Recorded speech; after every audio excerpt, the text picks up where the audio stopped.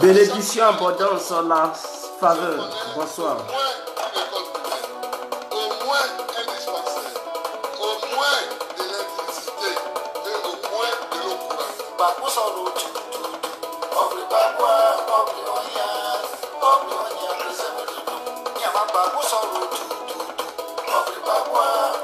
Quel est Fakin Massa? Ouais, bonsoir mon frère.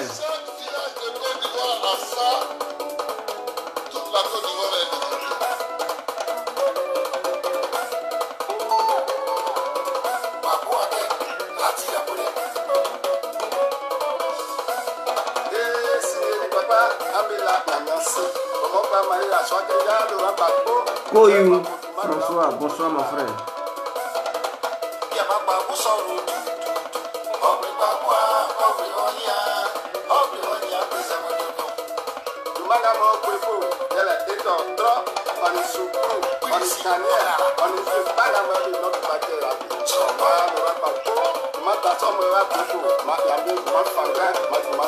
J'espère que ça va bien. Ça va bien pour chez tout le monde. Les musulmans, attachez ces pieds parce que je vais vous fracasser la nuit. Voilà, donc on va d'abord commencer sur les musulmans et on descend sur Gbagbo et sa femme en Côte d'Ivoire et à la CPI. On doit les interpeller. Le sacrifice humain qu'ils ont fait là, on doit interpeller ça aux Ivoiriens.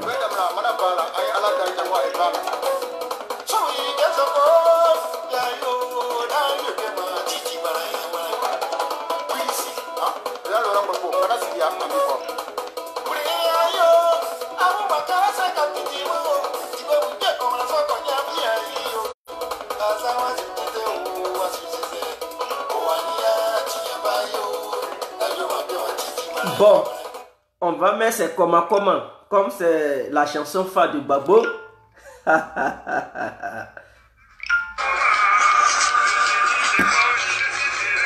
Voilà ce qu'ils ont fait pour vendre les Ivoiriens. Gbagbo et sa femme ont vendu les Ivoiriens. Ils ont fait du sacrifice humain. Pourquoi je dis ça, on va développer, vous allez comprendre. Parce que quand je parle comme ça, beaucoup ne comprennent pas ce que je veux dire. Donc, vous allez comprendre après. Tu t'irais. C'est comme un pain. Les utérés. Comme un pain. T'irais.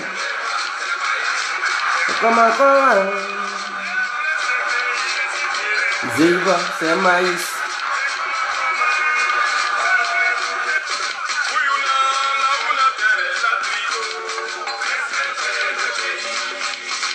Connectez-vous. Ah, il dit les moutons sont toujours au fil. C'est bien. Voilà les membres du pays. Leur amusement. Ils nous ont laissé dans l'amusement.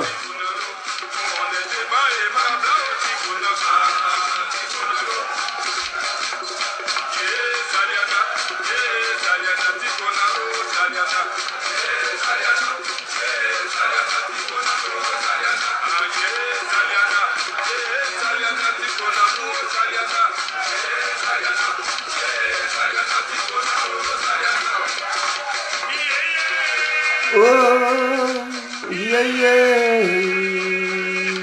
Yeah, yeah, oh, yeah. C'est comment? Donnez-moi une minute, hein. Je viens, juste une minute.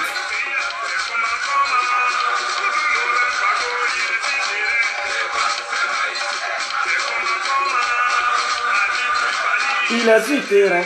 Une minute et puis on commence, s'il vous plaît.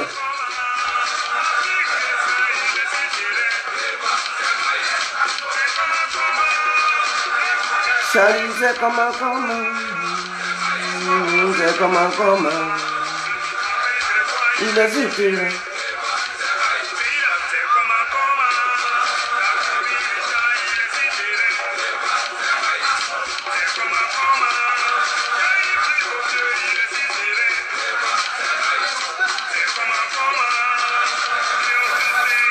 Bon, on va couper la chanson. Bonsoir à tous et à toutes. Pour tous ceux qui ne me connaissent pas, je suis l'incontournable guerrier complet tout terrain, l'homme dont on parle, l'homme qui n'a pas froid aux yeux, l'homme qui ne mange pas ses mots. Vous pouvez aussi m'appeler devant la vie, l'homme n'est rien, gouverneur italien, docteur Modon. Appelez-moi Camari Deso, boum boum, laisse-moi mourir 5 ou plein droit. Alors nous voilà à nouveau devant cette caméra pour nous adresser d'abord Laurent Gbagbo et son épouse Simone Gbagbo qui ont vendu les Ivoiriens pour leur popularité. Et ensuite, mais nous allons commencer sur les musulmans, voilà, les noirs, les musulmans noirs, parce que musulmans arabes, ça c'est leur problème. Mais j'ai affaire à mon peuple noir, mon peuple négro, mon peuple africain. C'est à ce peuple-là que je veux parler ce soir. Parce que je vais vous souhaiter quand même une bonne fête de Tabaski. Comme vous aimez bel et bien fêter, donc je vous souhaite quand même bonne fête de Tabaski. Mais c'est de ça qu'on va parler. Votre âge que vous êtes parti faire en Arabie Saoudite. C'est de ça qu'on va parler. Parce que j'ai fait un post sur mon mur. D'autres, ils n'ont même pas compris. J'ai dit ce n'est pas le pétrole seulement qui enrichit l'Arabie Saoudite. Et que l'Arabie Saoudite s'enrichit grâce aussi aux négros, aux noirs. Imbéciles, tais-toi. Ils ont commencé à insulter sans comprendre. Ils ne savent même pas pourquoi j'ai dit ça. Au lieu de poser des questions pour obtenir des réponses, non. Voilà des gens qui sont carrés dans leur tête, qui refusent de pousser leur réflexion loin. Je dis bien, ce n'est pas le pétrole qui donne seulement l'argent aux Saoudiens. Les Saoudiens, là, ils ne sont pas les seuls qui ont pétrole dans leur sous-sol.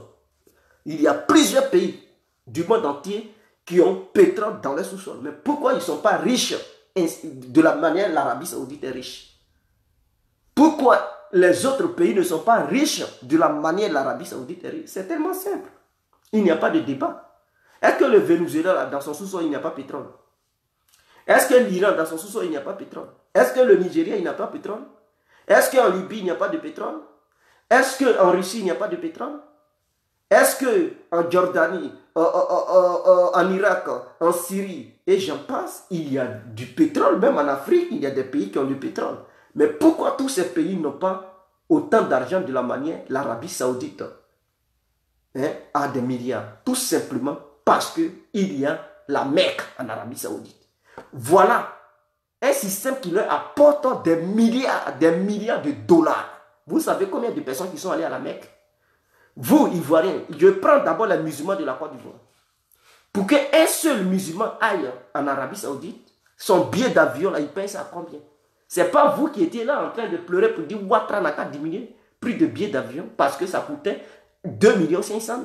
Vous étiez là à pleurer. Mais en Côte d'Ivoire, c'est 2 500 000. Mais au Mali, c'est 3 millions. Imaginons une personne qui paye 3 millions pour tout simplement aller en Arabie Saoudite. Vous savez combien de musulmans se trouvent sur le territoire africain? Et chacun va payer 3 millions, ou bien 2 500 000, 2 500 000 francs pour aller en Arabie Saoudite.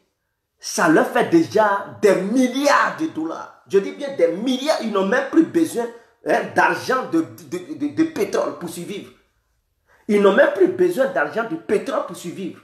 Et donc, ça fait des pétrodollars. Ils mettent le nom pétrodollar de l'avant. Mais en réalité, ce n'est pas seulement le pétrole qui leur donne l'argent. Sinon, il y a plusieurs pays de l'humanité tout entière qui regorgent assez de pétrole. Mais ces pays ne sont pas riches de la manière l'Arabie Saoudite est riche. Même quand le prix du pétrole avait chuté, ces gens-là, ils possédaient toujours des milliards parce qu'il y a des musulmans noirs. Je dis bien des musulmans noirs qui partaient là-bas à chaque fois pour dire il y a d'autres même qui s'en vont visiter la Mecque pour aller voir tout simplement pour dire ils s'en vont prendre Douaou.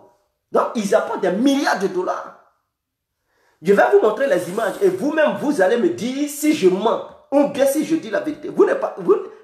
Quand on dit dans le tourisme, il y a l'argent, vous pensez que les pays européens, il y a d'autres qui gagnent de l'argent dans le tourisme. Pourquoi le secteur touriste, pourquoi les gens y développent? Parce que quand les gens y voyagent pour venir tout de suite sur le territoire, ça t'apporte des milliards. Donc imaginez, en un an, des milliards de personnes qui descendent en Arabie Saoudite. Vous pensez que c'est avec un gravier, ils payent les billets d'avion, mais c'est avec l'argent.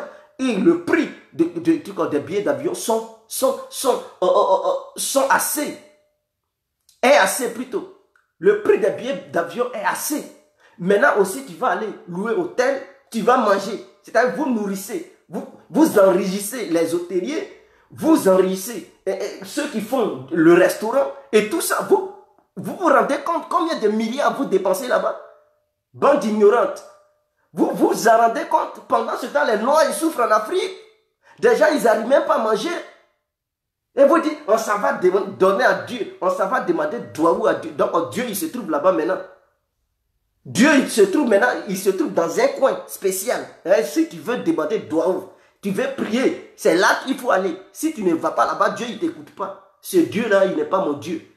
Un Dieu qui se trouve dans un seul endroit. Tant que tu ne vas pas dans cet endroit-là, lui, il ne t'écoute pas là. Il n'est pas mon Dieu. C'est un Dieu voyou. C'est un Dieu malfrat. C'est un Dieu bandit. C'est un Dieu xénophobe. C'est un Dieu raciste. Un Dieu qui est posé dans le pays des Arabes. Tant que tu ne te déplaces pas pour aller chez les Arabes, lui, ce Dieu-là, il ne t'écoute pas là. C'est un Dieu raciste. Et mon Dieu, il n'est pas raciste. Je n'adore pas un tel Dieu. Au lieu de prendre des milliards de francs CFA pour aller déverser ça sur les Saoudiens, prenez cet argent, on peut développer l'Afrique. Imaginons tous les musulmans qui partent en Arabie Saoudite. Si les 3 millions qui cotisaient pour payer leur billet d'avion, sans compter nourriture, l'argent qu'ils prennent pour acheter, je ne sais pas, la nourriture arabe là-bas, là, ils ne préparent même pas bien et puis c'est cher. Vous payez ça cher. Leur nourriture, vous achetez ça cher. Imaginez Ouattara lui-même, son hôtel où il dort là. Mais non, ce sont des milliards qu'il a dépensés, des milliards de francs CFA.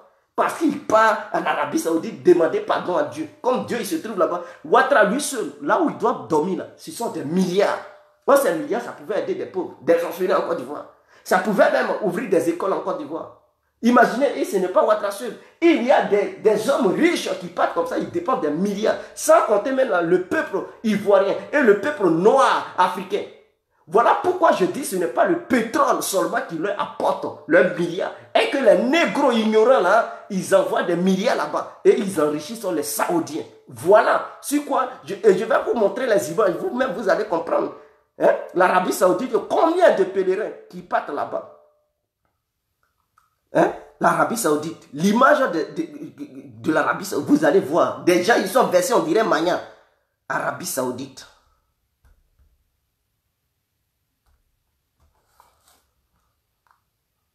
Des gens sont versés.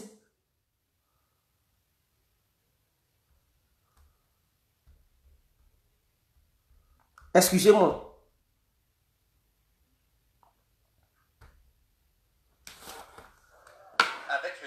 Regardez-moi, tout ce monde-là, vous savez combien de milliards vous gaspillez? Première d'entre elles, celle liée au virus Ebola. Tout ça. Pour limiter au maximum les risques, Riyad a interdit le pèlerinage aux ressortissants du Libéria, de Guinée et de Sierra Leone. Des gens qui chassent. Touchés par Ebola. L'Arabie Saoudite a également recruté 40 médecins équipés de caméras thermiques. Ils peuvent détecter les malades. Et les hôpitaux sont sur le pied de guerre. Depuis lundi, 30 personnes souffrant de difficultés respiratoires. Cette foule, vous savez combien de milliards ces gens-là, vous pensez que c'est le pétrole qui les enrichisse? Non, c'est votre ignorance.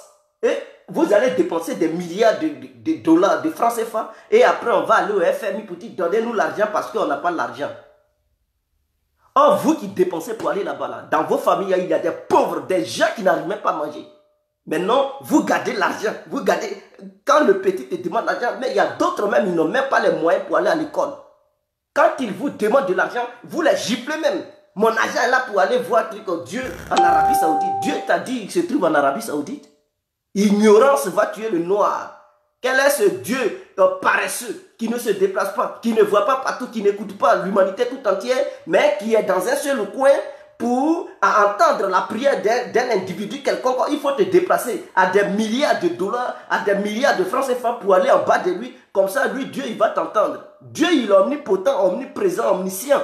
Ils n'ont pas dit Dieu, il se trouve dans un endroit spécifique et que pour qu'il puisse entendre tes prières, il faut te déplacer. Bandignard, ça, c'est un système pour pouvoir s'enrichir. Et mais ça marche bien, ça marche bien. Voilà pourquoi ils influencent toute l'Europe, ils influencent même l'Afrique, c'est saoudien.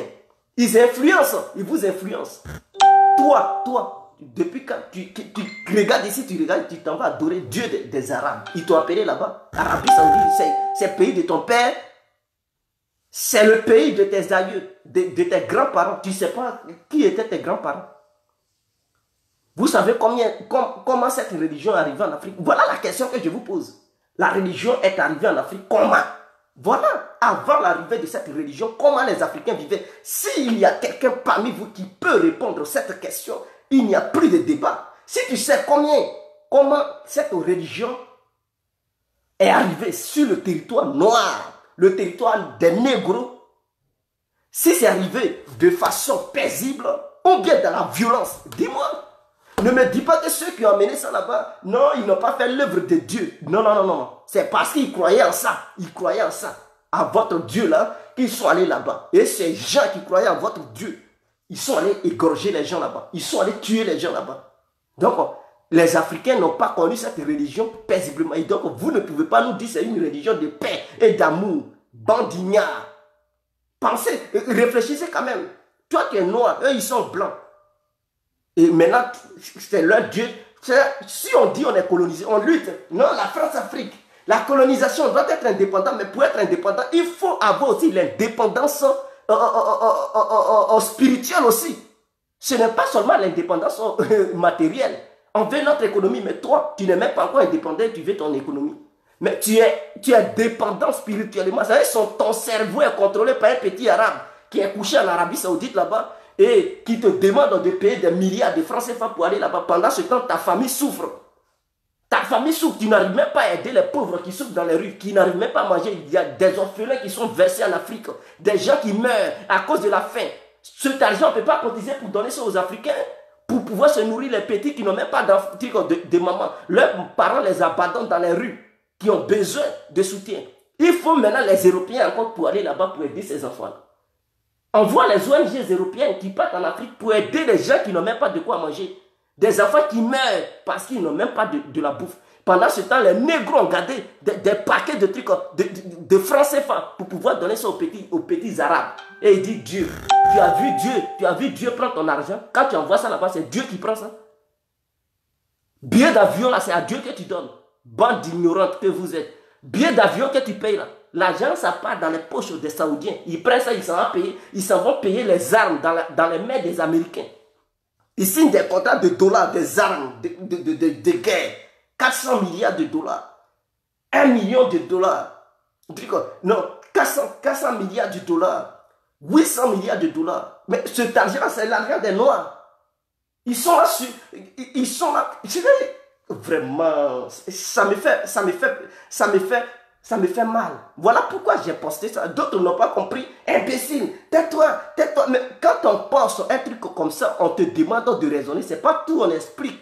On met, c'est ça, on dit de le titre. Maintenant, le titre, là, c'est à chacun de nous de développer. Faire un développement profond. Mais les gens, ils refusent de développer. Quand ils pensent, ils regardent seulement le titre. Imbécile. Ils n'arrivent même pas à faire, l'analyse profonde. Ils commencent à injurier les gens. Zoom le sultan, il insulte, voilà quelqu'un qui n'a rien compris. Quand tu vois en Arabie Saoudite, l'argent que tu amènes là, c'est à ton père que tu donnes ça. L'argent, la billet d'avion, ça rentre dans la peau de Dieu. Tu connais la peau de Dieu? Tu as déjà vu Dieu, toi? Tu sais où Dieu il dort? Dieu, tu sais où il dort? N'importe quoi. On s'en va demander où à Dieu. Donc, toi, dans ta maison, là, il n'y a pas Dieu là-bas. Dieu, il n'est plus partout. Il est seulement en Arabie Saoudite. Il est caché dans un seul pays. Donc, si tu ne te déplaces pas pour aller dans ce pays, Dieu, il ne t'écoute pas. Donc, fermez les mosquées qui sont là-bas partout en Afrique. Fermez ça parce qu'il n'y a pas Dieu là-bas. Quand tu pries là-bas, Dieu, il ne t'attend pas. Donc, fermez tout ça. Donc, vous jouez la comédie. Peut-être vous jouez la comédie en Afrique. Puisque si vous pensez que Dieu, vos prières que vous faites là-bas sur le territoire africain, il ne vous écoute pas. Et que pour vous écouter là, il faut te déplacer, il faut payer des milliards de francs CFA pour qu'ils puissent vous écouter. Fermez vos mosquées. Ça ne sera pas la peine d'embrouiller les gens qui dorment. Crier dans les baffes, goumé, chaque matin, sachant bien que Dieu il ne vous écoute pas. Pour vous écouter, là, il faut aller à la Mecque pour qu'il puisse vous écouter, pour qu'il puisse exaucer vos prières. Donc, les prières que vous faites sur le territoire africain, c'est de nul effet. Donc, arrêtez d'embrouiller le peuple noir. Enlevez vos mosquées là-bas. On n'a pas affaire à ça. Allez-y habiter en Arabie Saoudite, comme ça, Dieu va vous écouter. Bande de lâches que vous êtes.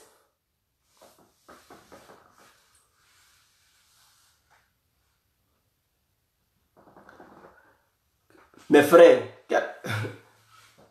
je suis là pour conscientiser. D'autres disent, la religion là, c'est un mot pour, c'est un mal pour vous. Est-ce que c'est un mal? Si c'est un mal, moi je vais parler de ça parce que c'est tout ça le combat. Quand on parle du combat, on dit on veut notre autonomie, on veut notre indépendance. Mais l'indépendance dans quel domaine? Parce que si toi-même tu es dépendant psychologiquement, on ne peut même pas te dire quelque chose pour que tu puisses comprendre. Parce que ces gens-là, ils peuvent utiliser cette religion pour que toi-même tu tues tes propres parents, tes propres frères noirs. Tu peux les tuer. S'il te dit va faire la guerre de ton Dieu, tu es capable même de prendre l'exemple, de dire je m'avais fait la guerre de mon Dieu. Mon Dieu, depuis quand ton Dieu t'a demandé de faire la guerre à son nom? Et il y a des noirs qui s'en vont combattre en Syrie.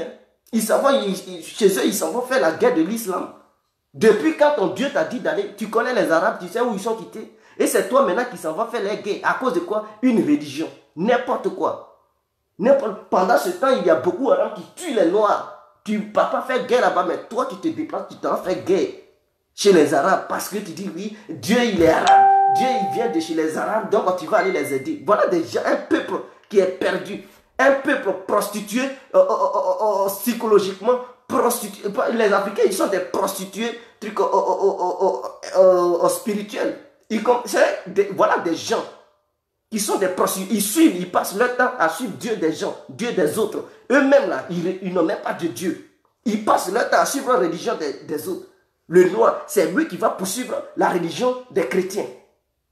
Le christianisme qui est quitté en Occident.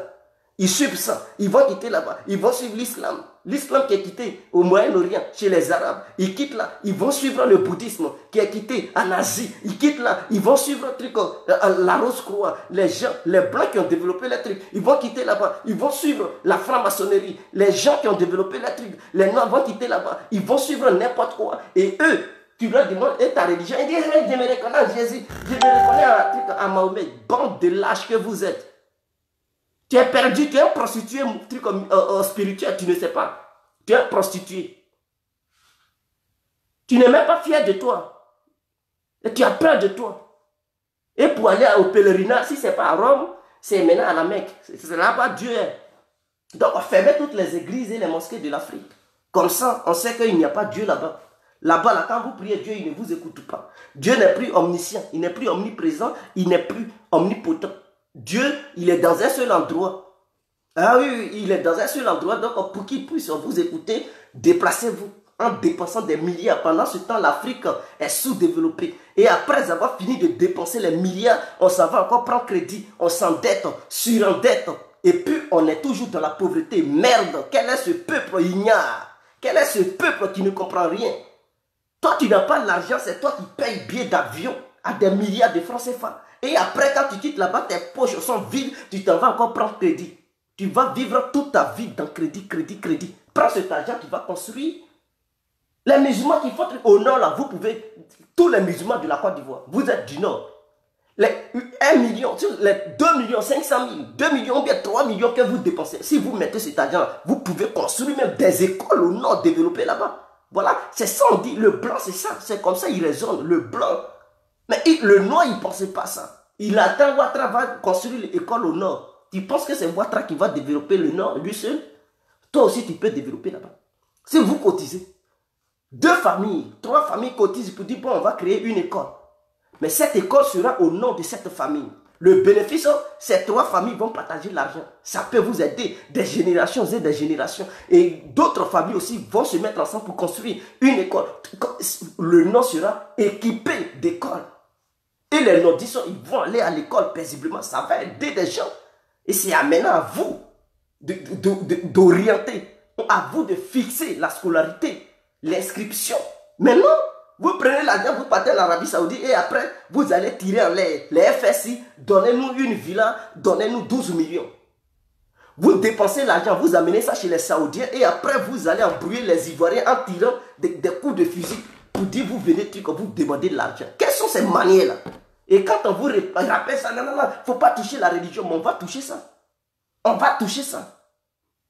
On va toucher à ça. Parce que vous nous embêtez à un moment donné. Là. À un moment donné, vous nous agacez. On en a marre. On doit vous rappeler. Rien n'est pitoyable. C'est quoi qui est pitoyable? C'est vous qui ne comprenez pas, donc c'est pitoyable pour vous. Ceux qui ne refusent de comprendre, c'est pitoyable pour eux. Mais moi, j'ai déjà compris le système et je sais que ça, c'est un système qu'ils ont mis sur pied pour se faire des millions de dollars, des milliards de dollars. Et les Saoudiens, ils ne pourront jamais connaître la misère chez eux. Jamais. Parce que chaque année que Dieu fera, non seulement on écarte la richesse du pétrole, on écarte la richesse du gaz, mais tout simplement les pèlerins du monde entier qui atteignent peut-être même au moins 1 milliard de personnes qui partent là-bas par an, je dis bien 1 milliard d'individus qui partent là-bas par an, qui dépensent des sommes colossales pour réserver leurs hôtels, billets d'avion, nourriture. Ça enrichit d'abord le peuple saoudien. Donc, s'il n'y avait même pas de pétrole, eux, ils allaient... Voilà Rome. Les Romains, là, eux, ils n'ont pas de pétrole. Hein. Rome, là, ils n'ont pas de pétrole. Mais vous avez déjà entendu que Rome est en crise économique.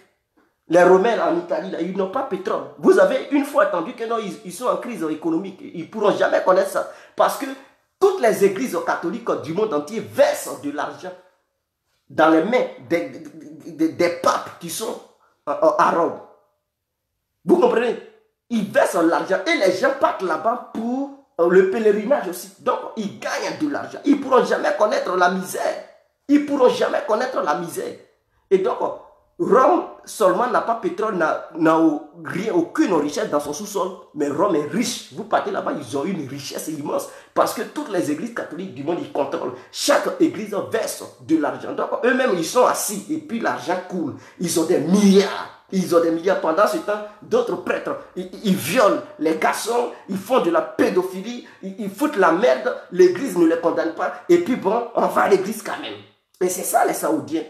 Si ceux-là, ils n'avaient même pas de pétrole, ils allaient être les plus riches partout dans le monde. Parce que chaque mosquée qui se trouve partout dans le monde, chaque mosquée a le droit de verser au moins une somme aux Saoudiens. Ils versent, ils payent leur quota. En dehors de payer leur quota pour donner aux Saoudiens, les mosquées de Côte d'Ivoire, chaque mosquée donne un quota aux Saoudiens.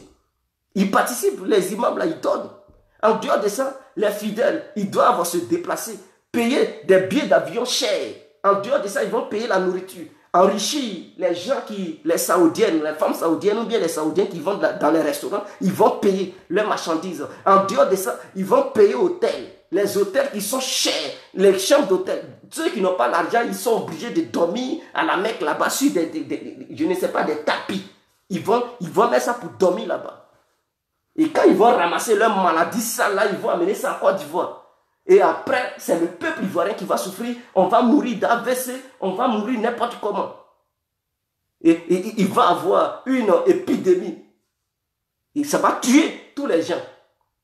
À un moment donné, il faut éviter, il faut civiliser ce peuple noir. Je ne veux pas que mon peuple noir aille là-bas. Ça me fait mal de voir des gens qui gaspillent des milliards, qui gaspillent des millions. Pendant ce temps, en Côte d'Ivoire, les gens souffrent, ils n'arrivent même pas à manger. Allez-y dans les prisons. Il y a d'autres, ils n'arrivent même pas à manger, ils meurent. Chaque jour que Dieu fait, il y a des gens qui meurent dans les prisons parce qu'ils n'ont même pas de parents. Il y a d'autres, ils sont là-bas, ils n'ont même plus de parents. Aucune famille ne part les rendre visite. Des gens qui mangent baisin, vous les voyez, la gale va les tuer. Et puis, comme ils n'ont pas d'argent, personne ne peut aller les soigner. Vous qui gaspillez l'argent là, si vous prenez cet argent pour aller sauver un prisonnier, pour dire bon, il est en prison, mais j'aimerais que vous soignez ce dernier. Voilà l'argent. Est-ce que Dieu ne va pas vous bénir? Ce n'est pas même Dieu là. Là même Dieu va vous bénir beaucoup. Mais au lieu d'aller sans les Saoudiens qui ont déjà les pétroles dans leur longue barbe qui tombe sur leur truc, leur nombril, ou bien leurs genoux, qui attachent des trucs, ils ont déjà des milliards. Et vous partez leur donner. Vous enrichissez les riches. Mais qu'est-ce que vous attendez en retour? C'est le malin.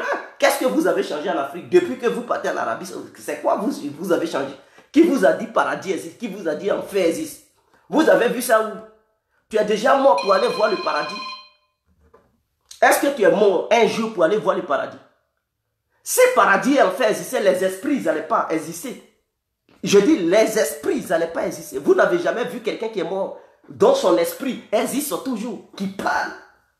Hein? Dans ce monde dans lequel nous sommes. Des gens, ils meurent, leurs esprits sont là.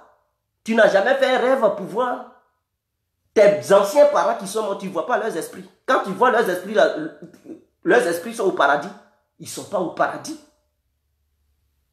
Tu ne sais pas que l'esprit, quand tu mets là, le corps pourri, l'esprit là, il ne va pas au paradis. L'esprit est toujours dans ce monde, plane au-dessus de nous, plane dans l'espace, là. Ça ne va pas au paradis, ça ne va pas en enfer. L'esprit n'a pas de peau, l'esprit n'a pas de corps, l'esprit ne respire pas de la manière tu respires. L'esprit ne connaît pas de douleur. Et toi, tu parles d'enfer, tu parles de paradis. L'esprit ne va nulle part, il plane. Il y a des maisons, quand on dit Grégory, les maisons grégoriennes, là, c'est quoi? C'est parce qu'il y a des esprits là-dedans.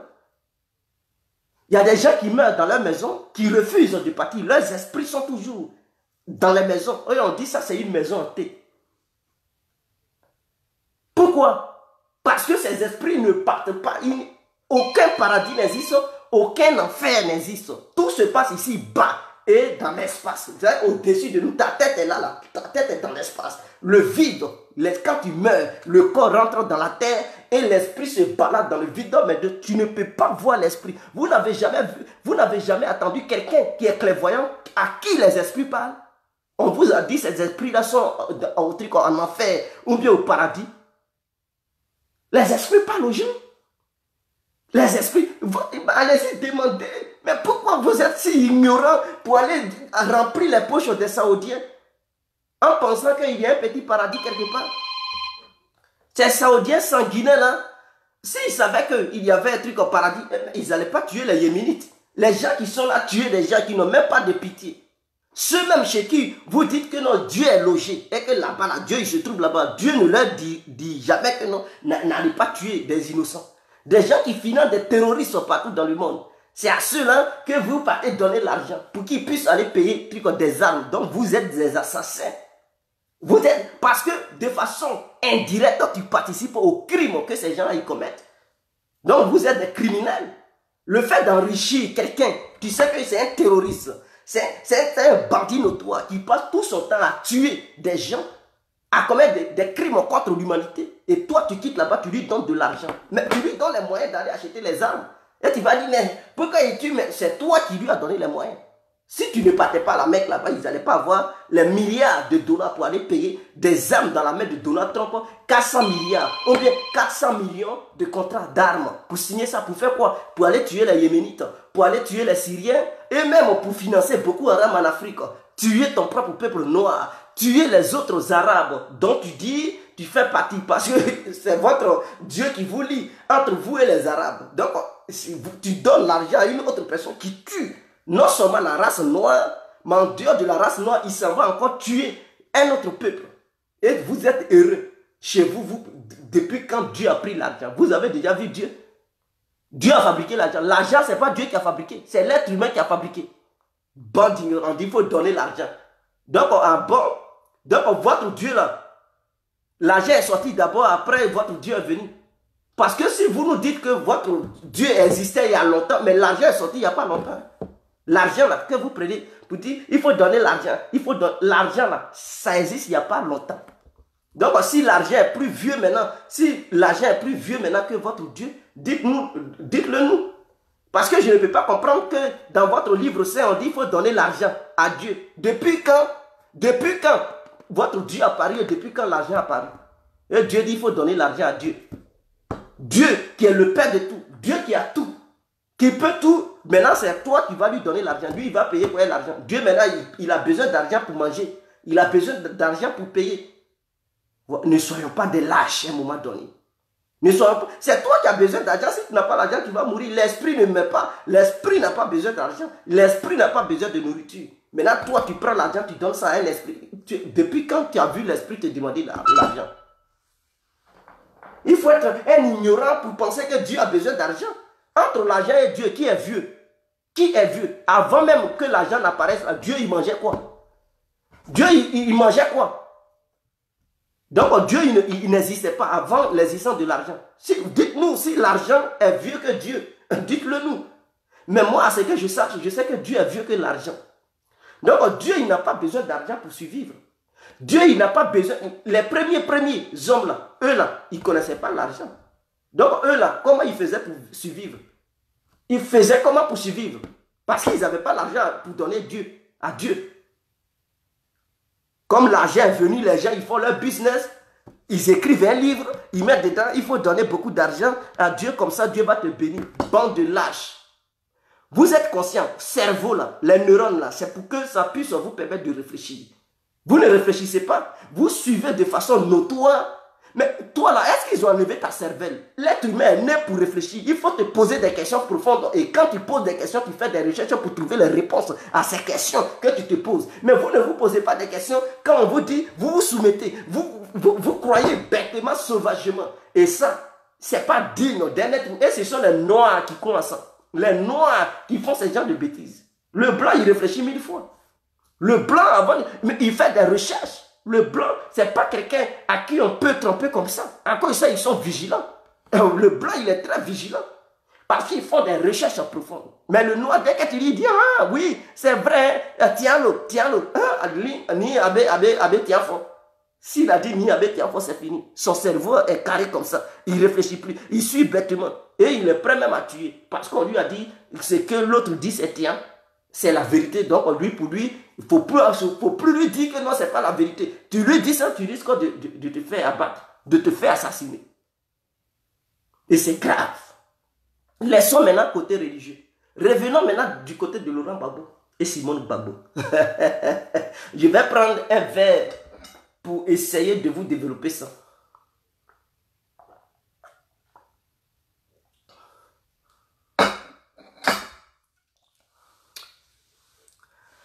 Je sais, beaucoup vont dire qu'il devient fou parce que si quelqu'un il raisonne mieux que les autres, eux, quand ils ne comprennent pas, ils disent qu'ils deviennent fous. C'est comme ça Socrate, les gens le traitaient de fou. Mais c'est plus tard qu'ils ont compris que celui-là, il était plus intelligent, 1000 fois intelligent que ceux-mêmes qui le traitaient de fou. Et c'est plus tard qu'ils ont rétabli la vérité. Est-ce que vous avez compris? L'autre aussi, lui qu'ils ont brûlé au Vatican. Hein? Comment? Galiléo Galilée. C'est comme ça on avait traité de fou. On dit que c'était des hérésies. Ils l'ont tué. C'est plus tard qu'ils ont reconnu la vérité. Parce qu'il était 1000 fois intelligent que ceux qui le tuaient. Et c'est comme ça l'être humain. Quand il ne croit pas, il pense que l'autre est fou. Mais non, c'est lui-même qui est fou.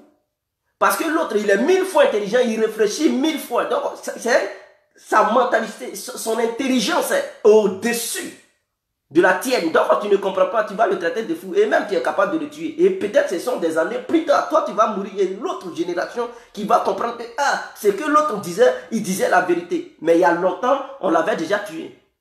Donc, avant de traiter l'autre de fou, il faut 1000 fois raisonner. Il faut faire des recherches, comprendre.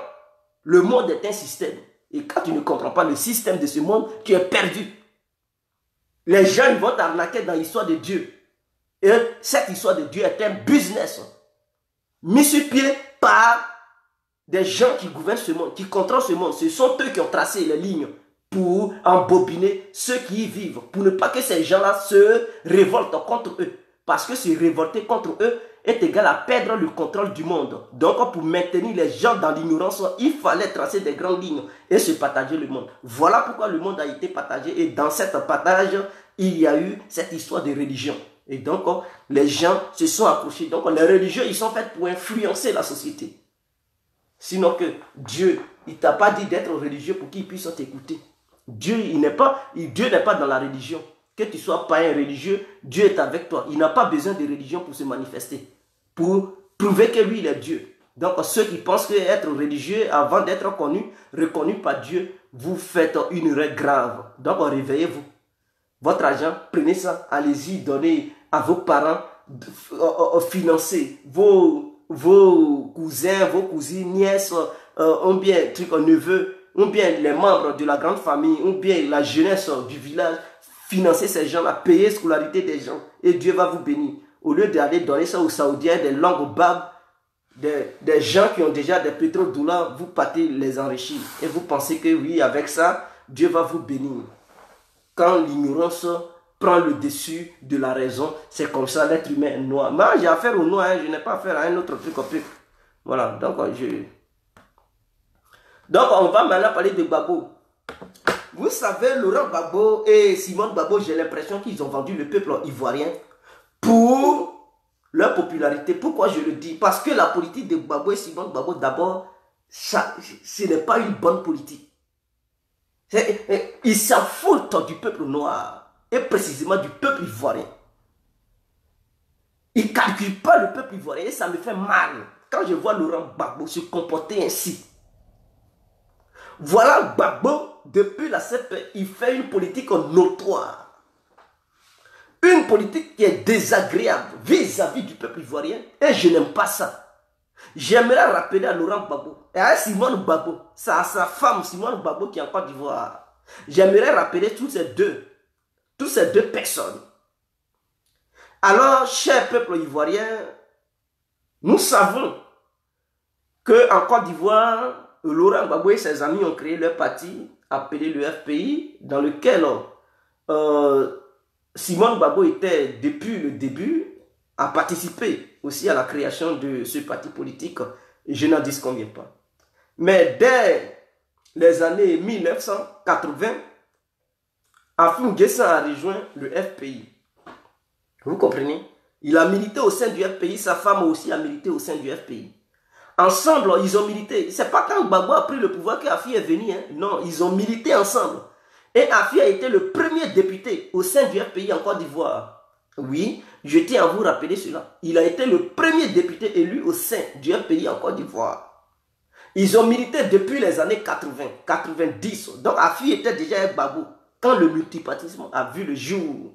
Quand Laurent Gbagbo a participé pour sa première fois aux élections présidentielles contre Oufoué.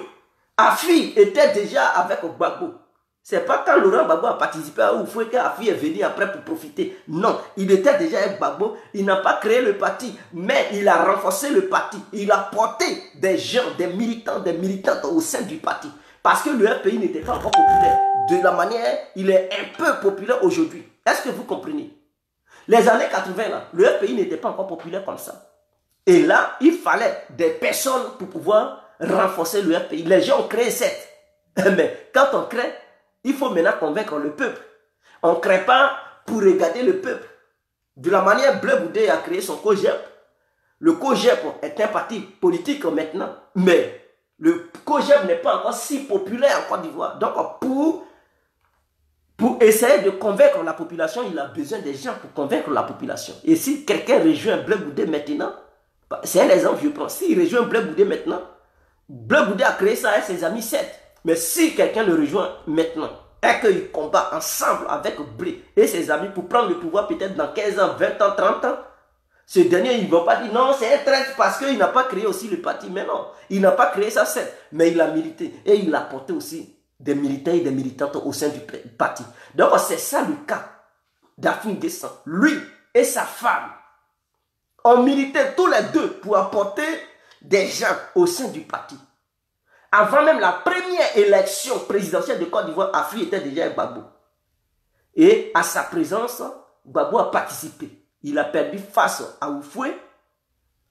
Il n'y a pas eu de problème. Ils ont milité encore. Ils ont milité. Et Afi a été le premier député au sein du FPI en Côte d'Ivoire. Il a représenté le FPI. Il a été le premier. Donc ça aussi, ça doit marquer les militants et les militantes du FPI. Ils doivent comprendre. Et Afi a convaincu aussi une partie des Ivoiriens pour pouvoir venir adhérer au sein du FPI. Vous comprenez? Donc sa lutte là, ce n'est pas maintenant qu'il a commencé avec Gbagbo. Il était avec Gbagbo jusqu'à c'est en 2000, on lui a donné la place du président du FPI, à la présence de Gbagbo. Et il a été réélu par la suite. Et en tant que président du FPI, la crise est arrivée.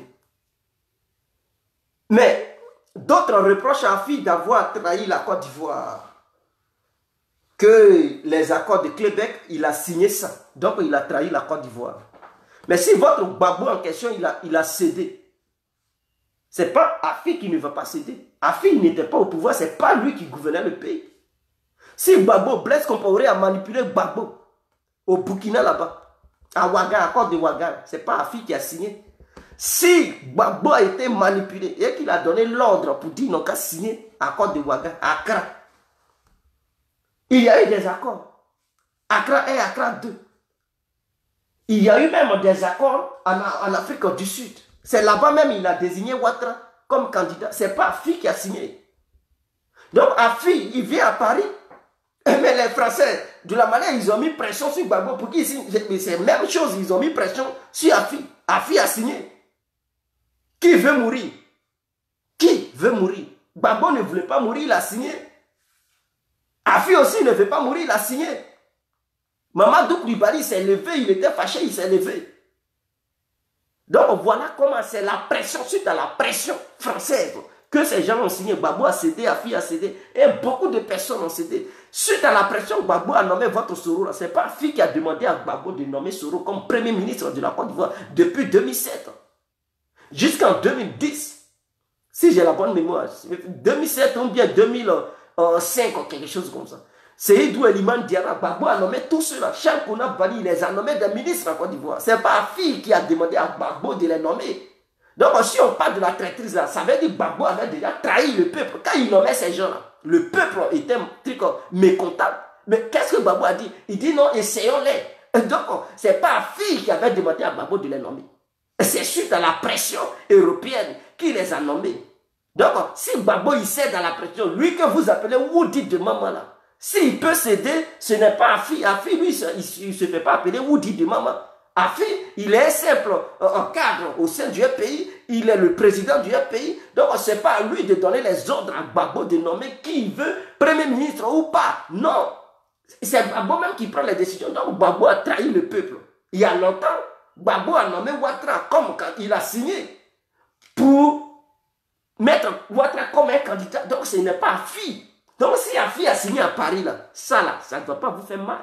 Parce qu'il était dans les mains des Occidentaux. À l'Élysée, là, vous ne savez pas qu'est-ce qu'il a reçu comme menace. Donc vous n'allez pas rester là en tant que des militants ou militantes pour dire non, non, pourquoi il a signé? Pourquoi? Mais vous, là où il était là, vous savez comment il était là-bas? Même quand Bougie, il révélait, il dit Gbagbo a été menacé dans un restaurant avec un ministre français sous le règne de Nicolas Sarkozy. Il l'a mené dans un restaurant avec un pistolet à la main, il a menacé Gbagbo pour dire qu'il n'a qu'à céder, il a cédé là-bas. Donc, vous pensez que c'est de l'amusement? En Suisse, où ils ont mis du feu, je ne sais pas si c'est en Suisse, dans quel pays, où ils ont mis du feu dans son hôtel, dans sa chambre, vous pensez que c'est de l'amusement? Les gens, ils sont sur terrain. Donc, quand tu es dans leurs paramètres et que tu as signé, ils te mettent la pression, signe. Sinon, si tu ne signes pas, on est capable d'abattre ton avion, tu vas monter. Ou bien on est capable de te tuer là. Mais tu es obligé de signer pour sauver ta peau. Une fois sur le terrain, tu fais le rapport à ton maître, ou bien à ton supérieur. Maintenant, vous allez voir pour trouver une solution. C'est là le problème de Simone Gbagbo et Afi. A commencé le problème. Parce qu'il a dit pourquoi Afi a signé à Paris. Mais si son propre mari a cédé aux Français, face aux Français, ce n'est pas Afi qui ne va pas céder. Étant même en France, il va faire quoi? Il va défier la France sur son territoire. Mais elle rêve ou quoi?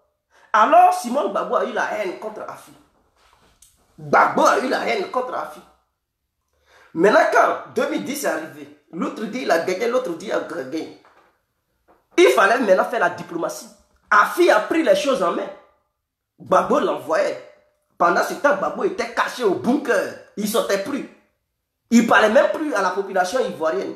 C'est Afi maintenant qui faisait les démarches. On pouvait même lui mettre une balle dans la tête. Il a tout fait pour éviter. Il a dit, ah Gbagbo, de la manière dont je vois les choses, c'est toi qui m'aides à sortir. C'est toi qui me demandes de sortir. Je pars dans toutes les ambassades des pays qui sont représentés en Côte d'Ivoire. Je vais dans leur ambassade, mais la situation a changé. Même l'Afrique du Sud qui te soutenait t'a tourné le dos. L'Angola t'a tourné le dos. Tu n'as plus d'alliés. Gbagbo, il faut quitter parce que là, ils sont prêts à descendre sur la Côte d'Ivoire. Ils ne veulent rien écouter. J'ai tout fait, mais ils ne veulent rien écouter.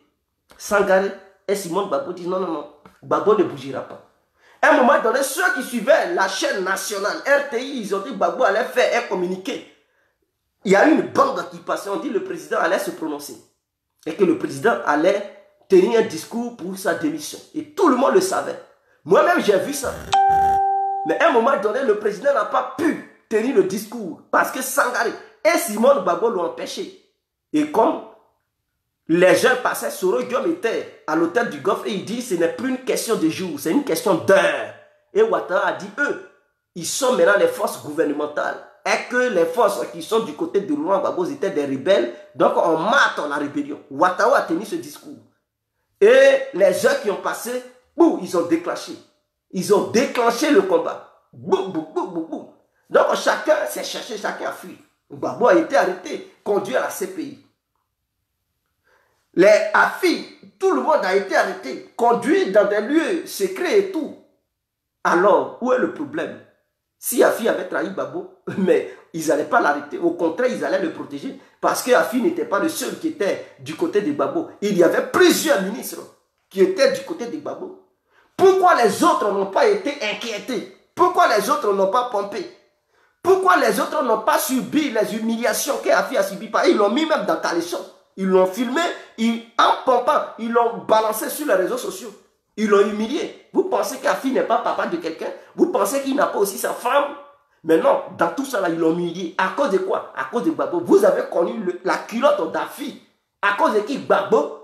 Et aujourd'hui, ces images traînent toujours sur les réseaux sociaux. Ce n'est pas Afi qui a demandé aux rebelles de publier. Ils l'ont chicoté.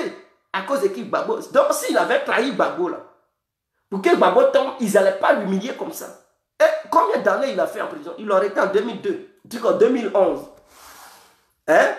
11, c'est pas la même année, 2011, ils l'ont libéré. 2012, l'a trouvé là-bas. Peut-être ils l'ont libéré en 2013. 11, 12, 13. Donc vous pensez que quand tu trahis là, on te libère tardivement comme ça? Non.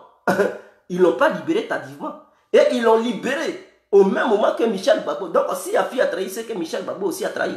Parce que le fils de Gbagbo aussi avait été libéré au même moment. Et Afi n'était pas le seul à être libéré. Il y a eu plusieurs personnes qui avaient été libérées dans le même moment. Alors quand c'est comme ça, on ne peut pas dire Afi a trahi.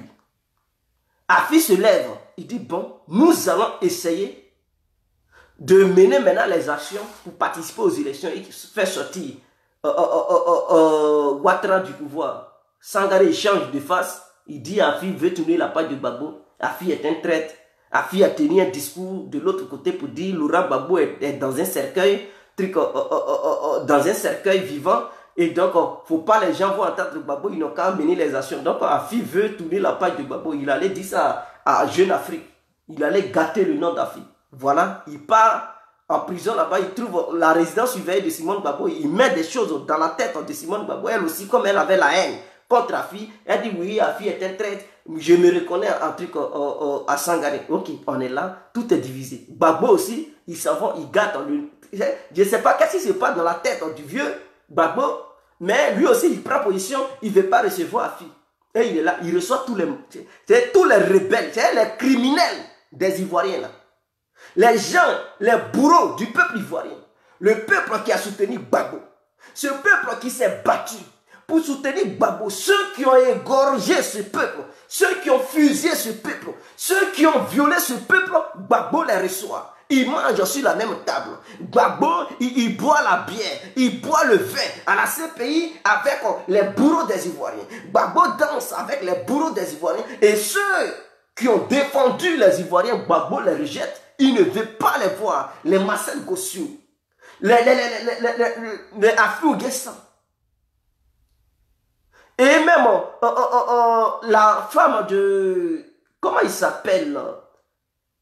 Elle a un parti politique. Elle est un peu métissée là. Elle est métissée. Elle a son parti politique. Elle avait fait la coalition du LMP. Tout ça, Gbagbo les a rejetés. La fois avant-hier, Gbagbo il reçoit...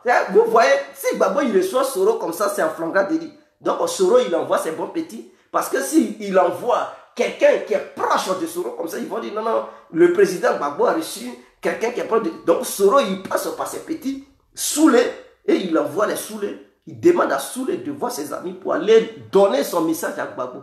Et ils font la demande au nom de Soro Diom et non au nom d'eux-mêmes.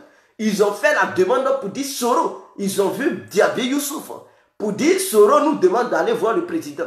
Donc il faut faire un effort pour prendre rendez-vous avec le président. On veut voir Bleu Goudé et en même temps le président pour annoncer la nouvelle de Soro. Ce qu'il nous a transmis. Diaby Youssouf, il prend le rendez-vous et il part là-bas avec eux pour annoncer la nouvelle de Soro. Mais en faisant comme ça, une telle démarche fragilise le pays et renforce l'image de Guillaume Soro. Parce que le fait de voir les représentants de Guillaume Soro ici en Europe, les bons petits de Guillaume Soro ici en Europe, aller voir Laurent Gbagbo. Gbagbo, il envoie quelle image? Il envoie l'image aux Ivoiriens pour dire Soro Guillaume, je suis avec lui. Soro Guillaume, voilà, je suis avec lui, donc faites confiance à Guillaume Soro. Mais ne faites pas confiance à Afi. Afi est un traître. Et tous ceux qui sont Afi, ils sont des traîtres. Donc quittez derrière Afi. Mettez-vous derrière Guillaume Soro. Voilà l'image que Gbagbo envoie. Pourquoi il se comporte comme ça? Pourquoi ce vieux Gbagbo, il se comporte comme ça? Il ne devrait pas se comporter comme ça. Il est vieux, il devrait être sage pour donner des conseils aux gens. Si des gens devraient se fâcher au sein du pays, ce n'est pas Gbagbo de se fâcher. Si les militants devraient se fâcher, se mettre en colère contre un leader quelconque du pays, ce n'est pas Gbagbo. Il devrait être le père spirituel du pays. Il devrait être le rassembleur du pays. Il devrait être doux au sein du pays. Il devrait être le sage du pays. Il devrait être le Dieu du pays. Mais non, votre Dieu, il est devenu Satan au sein du pays. Votre sage, il est devenu le démon au sein du pays. Il est devenu celui qui divise le pays. Comment un grand leader comme Gbagbo peut se comporter comme ça? Voilà pourquoi je dis, ou bien il a vendu le peuple ivoirien, il a livré les Ivoiriens aux rebelles, pour que plus tard il puisse faire une alliance avec les rebelles et rejeter ses propres amis avec qui il a mené ce combat. Ses amis que ces mêmes rebelles ont humiliés, ses amis que ces rebelles ont fait pomper en Côte d'Ivoire, ses amis que ces mêmes rebelles ont déshabillés et ils ont mis les images de ses amis sur les réseaux sociaux. Sans même regarder leur dignité, sans même penser à leur personnalité. Ils les ont manqué de respect. Laurent Gbagbo, maintenant, il fait alliance avec ceux qui ont chicoté son propre fils. Ils ont déchiré la peau de son fils. Ceux qui ont violé sa propre femme, il fait maintenant alliance. Il pense que ceux-là, ils sont maintenant ses amis. Et ses propres amis d'hier qui ont milité pour apporter des militants au sein du pays. Il leur déclare la guerre. Il les refuse. Le fait de déclarer la guerre à Funguessan est égal à diviser le pays et faire l'alliance avec le bourreau. Ton bourreau d'hier. Voilà pourquoi je dis Gbagbo, il a vendu les Ivoiriens. Si c'était ça, il fallait nous dire que tu les connaissais et que ce sont tes amis. Les Ivoiriens, ils n'allaient pas sortir. Ils n'allaient pas se faire assassiner, fusiller, arrêter, périr dans les prisons. Gbagbo, il fallait dire ça au peuple ivoirien. Pourquoi tu t'es tué pendant longtemps? Et c'est maintenant que tu nous prouves que oui, il y a un bon amour qui règne entre toi et Soro Diom. Il y a un bon amour qui règne entre toi et Charles Konabani, Kakabe. Et j'en passe. Le père de Afoussiatou Bamba. Qu'il y a une harmonie parfaite qui règne entre vous. Maintenant, toi et Afi, il y a un désaccord total. Il y a la haine qui règne entre vous. Donc, tous ceux qui sont du côté d'Afi, tu les rejettes. Tous les hauts cadres qui ont lutté pour t'apporter des militants, tu les rejettes. Gbagbo, tu es comment? Comment tu es né, Gbagbo? Ou bien c'est comme ça, les BT, ils sont ingrats. Dites-nous si le peuple BT est un peuple ingrat. Dites-nous, comme ça en Côte d'Ivoire, si un BT, il crée un parti politique, nous allons savoir marcher. Parce qu'on ne peut pas suivre des gens comme Gbagbo qui ne sont pas reconnaissants, qui bafouent leurs amis de longue date, des gens qui vous ont fait du bien. Parce qu'Afi a participé à une élection, c'est un problème. Donc toi, Gbagbo, sans toi, la personne ne peut se présenter au sein du pays. Sans Gbagbo, là, personne ne peut encore se présenter au pays. Toi, tu es le début, tu es la fin du pays, quoi. Donc toi, Gbagbo, si tu n'es pas là, faut pas, ils vont participer à une élection.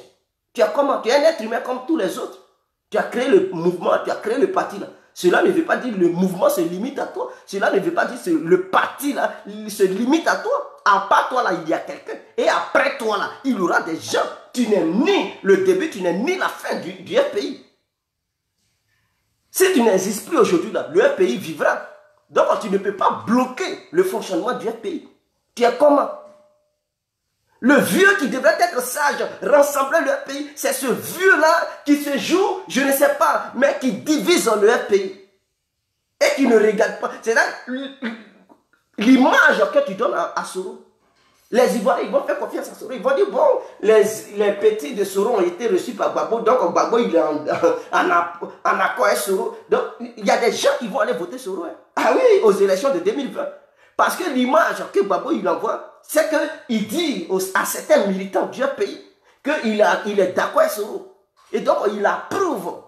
Il approuve. Tous ceux qui sont autour de Soro, il aime Soro. Donc si Soro dit, bah, vous savez, Gbagbo et moi on s'attend, il peut utiliser ça pour dire, lui et Gbagbo ils s'attendent parfaitement, tout va bien. Et vous, population ivoirienne, vous allez aller voter Soro. Rejetez Afi parce que Afi est devenu votre ennemi numéro 1. Hein, vous avez perdu le sens. Vous ne savez plus qui est votre ennemi, qui est votre partenaire. Vous avez oublié. C'est-à-dire Afi est maintenant votre ennemi. Vos balles, là, vous avez loupé votre cible. Celui que vous allez combattre, là, vous le refusez. Hein, vous le laissez. Soro Guillaume. Et Ouattara qui nous ont tués, qui nous ont massacrés, qui ont fait du génocide, qui ont fait que votre... C'est pas Afi qui a demandé à la France de bombarder Gbagbo. C'est pas Afi qui donnait des leçons au Ouattara, au Kone Zakaria, Chérif Ousmane d'aller attaquer Gbagbo. Afi, la preuve est là, lui aussi il a été arrêté, chicoté, humilié, déshabillé, pompé. Donc c'est pas lui qui a envoyé ces bandits là. Donc, ceux qui ont envoyé les bandits là, vous les avez oubliés. Ceux qui ont fait que vous avez fui, vous, Damana Picasse. C'est pas Afi qui a attrapé Youssou Bakako pour l'amener à l'hôtel du Golfe. C'est pas Afi qui surveillait Youssou Bakako au sein de l'hôtel du Golfe. Quand Youssou Bakako proclamait les résultats, Afi n'était pas à l'hôtel du Golfe. Il était avec vous. Il était avec vous. Donc, vous ne pouvez pas combattre Afi et donner, c'est-à-dire le bonheur sur un plateau d'or à Soro Guillaume. Vous êtes né comment? Voilà des gens qui veulent faire la politique, qui ne savent même pas, et ils sont dans la dépendance totale. Ils ne savent même plus où se trouve l'ennemi, ils ne savent même plus qui les a maltraités, qui les a tués, qui a tué le peuple ivoirien, qui a fui le peuple ivoirien, qui a divisé le pays, qui a attaqué la Côte d'Ivoire pendant des années, avec qui ils ont fait les négociations, qui ont trahi ces mêmes négociations. Ils ne savent même plus. C'est Afi. Tu vois sur la raison, Afi démon. Et il y a d'autres, ils font les éloges de Ouattara. Ils sont là quand ils voient Ouattara, oh, mais Ouattara il est bon, Oh, Soro Guillaume, vous savez, on doit le pardonner. Si vous devez pardonner Soro Guillaume, là, pourquoi vous ne dites pas ça aussi pour Afi? Si vous devez pardonner Soro Guillaume, depuis qu'Afi a écrit un bouquin pour dire pourquoi il est devenu rebelle en Côte d'Ivoire, avez-vous déjà vu Afi pour dire voilà pourquoi j'ai trahi Gbagbo, voilà pourquoi j'ai tué Gbagbo, ou bien voilà pourquoi j'ai voulu tuer Gbagbo? C'est Soro Guillaume qui déclare ça haut et fort et il est fier. C'est Soro Guillaume qui s'en fait c'est-à-dire des interviews sur des chaînes internationales pour dire si le RD avait perdu la guerre, les testicules des membres du RD allaient se trouver à l'aéroport de Côte d'Ivoire, les têtes allaient être suspendues à Yopougon. C'est Soro qui fait cette déclaration, ce n'est pas Afi. Donc, ou bien vos yeux là ne voient plus, ou bien vos tympans ont été cassés, percés. Vous ne savez plus qui voulait votre peau hier. Parce que Soro Diom, il fait des petites déclarations, il vous séduit, donc c'est fini. Vous êtes des femmes, hein, vous êtes des femmelettes faciles. Hein. Vous êtes facile à être séduit, à séduire plutôt. Vous êtes facile à séduire. Soro, tout d'un coup, il a fini de vous séduire et vous êtes tombé amoureux. Ça fait pitié. Babo même est tombé amoureux. Simone Babo, là même, on n'en parle pas. Elle est tellement amoureuse de Soro. Vous la voyez, elle veut aller se balader à Bobo. C'est-à-dire, au lieu d'œuvrer pour réconcilier leur pays, un pays fort là, ça va empêcher la CPI de venir te chercher. Simone Babo, c'est ce que tu oublies. Un pays faible là. Au contraire, si tu ne veux pas la paix au sein du pays, il y a des gens qui vont aussi participer pour que tu puisses aller à la CPI. Mais un pays soudé fort, les militants seront ensemble, ils ne pourront pas laisser les membres de la CPI venir t'attraper pour t'amener. Ils savent que si le pays est soudé et qu'il veut faire de la sorte, alors ça va être encore une autre guerre en Côte d'Ivoire. Ils vont passer. Mais un pays qui est faible, divisé, peureux, ce pays, il va rester là, ils vont t'attraper, te menotter comme ça. Aux yeux des Ivoiriens, ils vont t'envoyer à la CPI. N'oubliez pas, Ben Soudan t'a pas encore oublié. Alors si tu es intelligente et que tu ne veux pas trouver ton mari, ton époux à la CPI, il faut commencer à œuvrer, à rassembler le pays. Je ne sais pas quelle. Hein, hier, elle faisait une déclaration, elle dit non, Aboudrama Sangaré ne m'a pas encore donné d'autorisation. Donc c'est Sangaré qui te donne l'autorisation. Toi, tu ne peux pas prendre tes responsabilités. Si c'est Sangaré, l'autorisation de Sangaré, tu attends, c'est que le pays, ce n'est pas aujourd'hui. Hein. Si c'est autorisation, c'est que toi aussi, tu vas rentrer dans cette histoire de boycott. Parce que Sangaré, là, lui, il est tellement feignant. C'est un vieux qui ne fait rien, qui est là, qui est assis, il porte le costume, qui est là, il est dans les bling-bling, il ne veut rien faire, il ne veut pas participer, il boycotte. C'est un vieux qui ne veut pas de réconciliation. Donc, si ce sont les idées de Sangaré Tuata là, c'est que le pays ne peut jamais se réconcilier, le pays ne peut pas participer à une élection. Voilà, donc c'est clair, nous connaissons Sangaré, on sait comment ce vieux, il procède, nous connaissons sa stratégie, on ne peut plus faire confiance à un vieux comme ça. Les gens, ils avaient confiance en toi, tu sors et tu attends les ordres de Sangaré. Ça fait pitié quand même. Si c'est ordre de Sangaré, tu attends, c'est qu'il faut rester là-bas. Ouattara, il faut la ramener là-bas.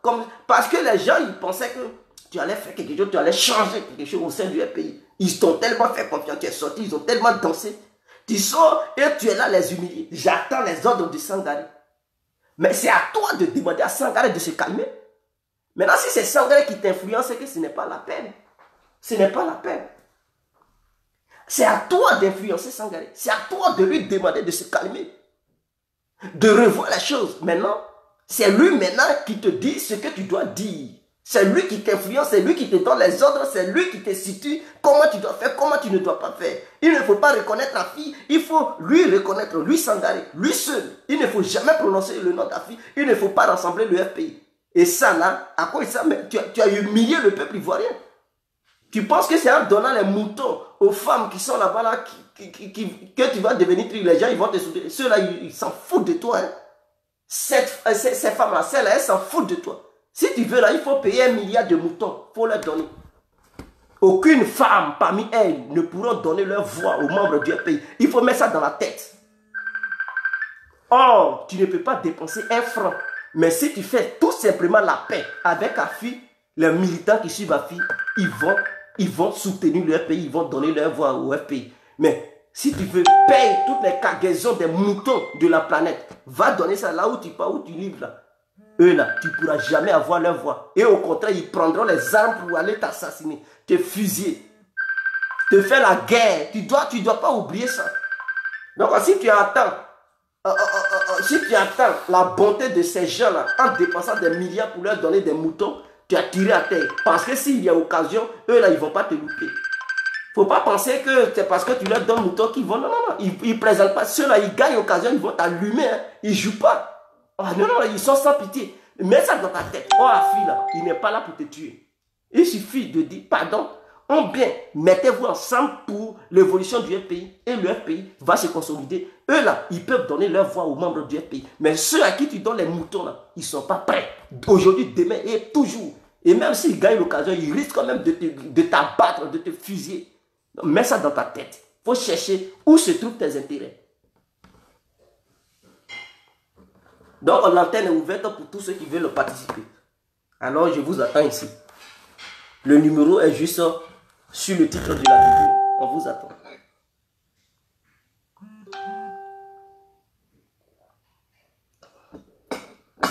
On vous attend. Donc s'il y a un truc, moi je vais essayer de stopper.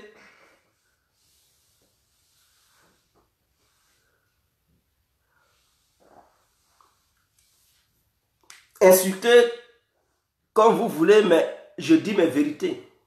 Ce sont mes vérités que je dis. Laurent Gbagbo, il ne doit pas se comporter comme ça. De la manière il se comporte là, c'est un bébé qui se comporte comme ça. Lui qui dit, il incarne la démocratie. Asseyons-nous et disons que c'est celui-là qui se comporte comme ça. Vraiment, ça fait pitié. Allô? Oui, allô? Oui? Bonsoir, monsieur. Bonsoir, frère. Merci pour l'émission d'abord. Oui? Et courage à vous. Merci à vous, frère. Sans plus tarder, je vais rentrer dans le but du sujet. On vous écoute. D'abord, je vais prendre le premier volet. Simone Gbagbo et Laurent Gbagbo ont-ils fait des sacrifices humains pour maintenir leur popularité? Oui. Selon moi, on dit cela, c'est comme dit aux militants de Thomas Sankara, on m'a dit que est-ce que Thomas Sankara a-t-il fait des sacrifices humains pour maintenir sa popularité? Thomas Sankara est mort, ça fait plus de 30 ans et quelques. Mais on parle de lui, il a encore une popularité. Oui. Vous savez, la popularité de Laurent Gbagbo et Simone, pour ne pas dire du FPI, c'est acquis grâce aux actions politiques qu'ils ont menées. Oui. C'est-à-dire que avant l'arrivée de Laurent Gbagbo, l'Ivoirien en question ou bien les habitants de la Côte d'Ivoire ne connaissaient pas la géopolitique, ne comprenaient pas réellement les enjeux de la géopolitique. Et c'est grâce à la politique de ces deux personnes-là que les Ivoiriens et les Africains vivant sur le sol ivoirien ont connu cette géopolitique, cette stratégie de la France-Afrique. Oui. Donc, c'est ce qui déjà les a donné une popularité qu'ils ont. Parce que nous sommes au 21e siècle et les Africains sont fatigués de vivre sous l'emprise de la force coloniale, des colons encore. Oui. Donc, il a fallu quelqu'un pour dénuder cette politique pour que les Ivoiriens et les Africains qui vivent sur le sol ivoirien puissent voir réellement qui est la Côte d'Ivoire. Est-ce que nous sommes-ils réellement indépendants ou nous sommes une précarée française? Oui. Et c'est l'arrivée de cette personne-là qui a fait que les Ivoiriens ont connu, ont compris. Donc ça fait qu'il a une popularité, même c'est pas seulement les Ivoiriens. Si vous regardez bien les Camerounais, certains Burkinabés, en tout cas ceux qui connaissent la géopolitique occidentale, tous ceux-là se sont mis derrière lui. C'est ce qui fait de lui un homme populaire. C'est ce qui fait de lui un homme populaire. Ça, c'est moi, mon avis. Oui. Puisque les avis divergent, chacun a sa manière de comprendre, chacun a sa manière de penser. Oui. Donc, sur ce sujet, voilà ce que j'avais à dire. Ok. Maintenant, je vais prendre... Si vous avez une question à me poser, vous me la posez. Non, continuez, on vous laisse continuer. Ok, d'accord. Donc, je vais prendre le cas Afi.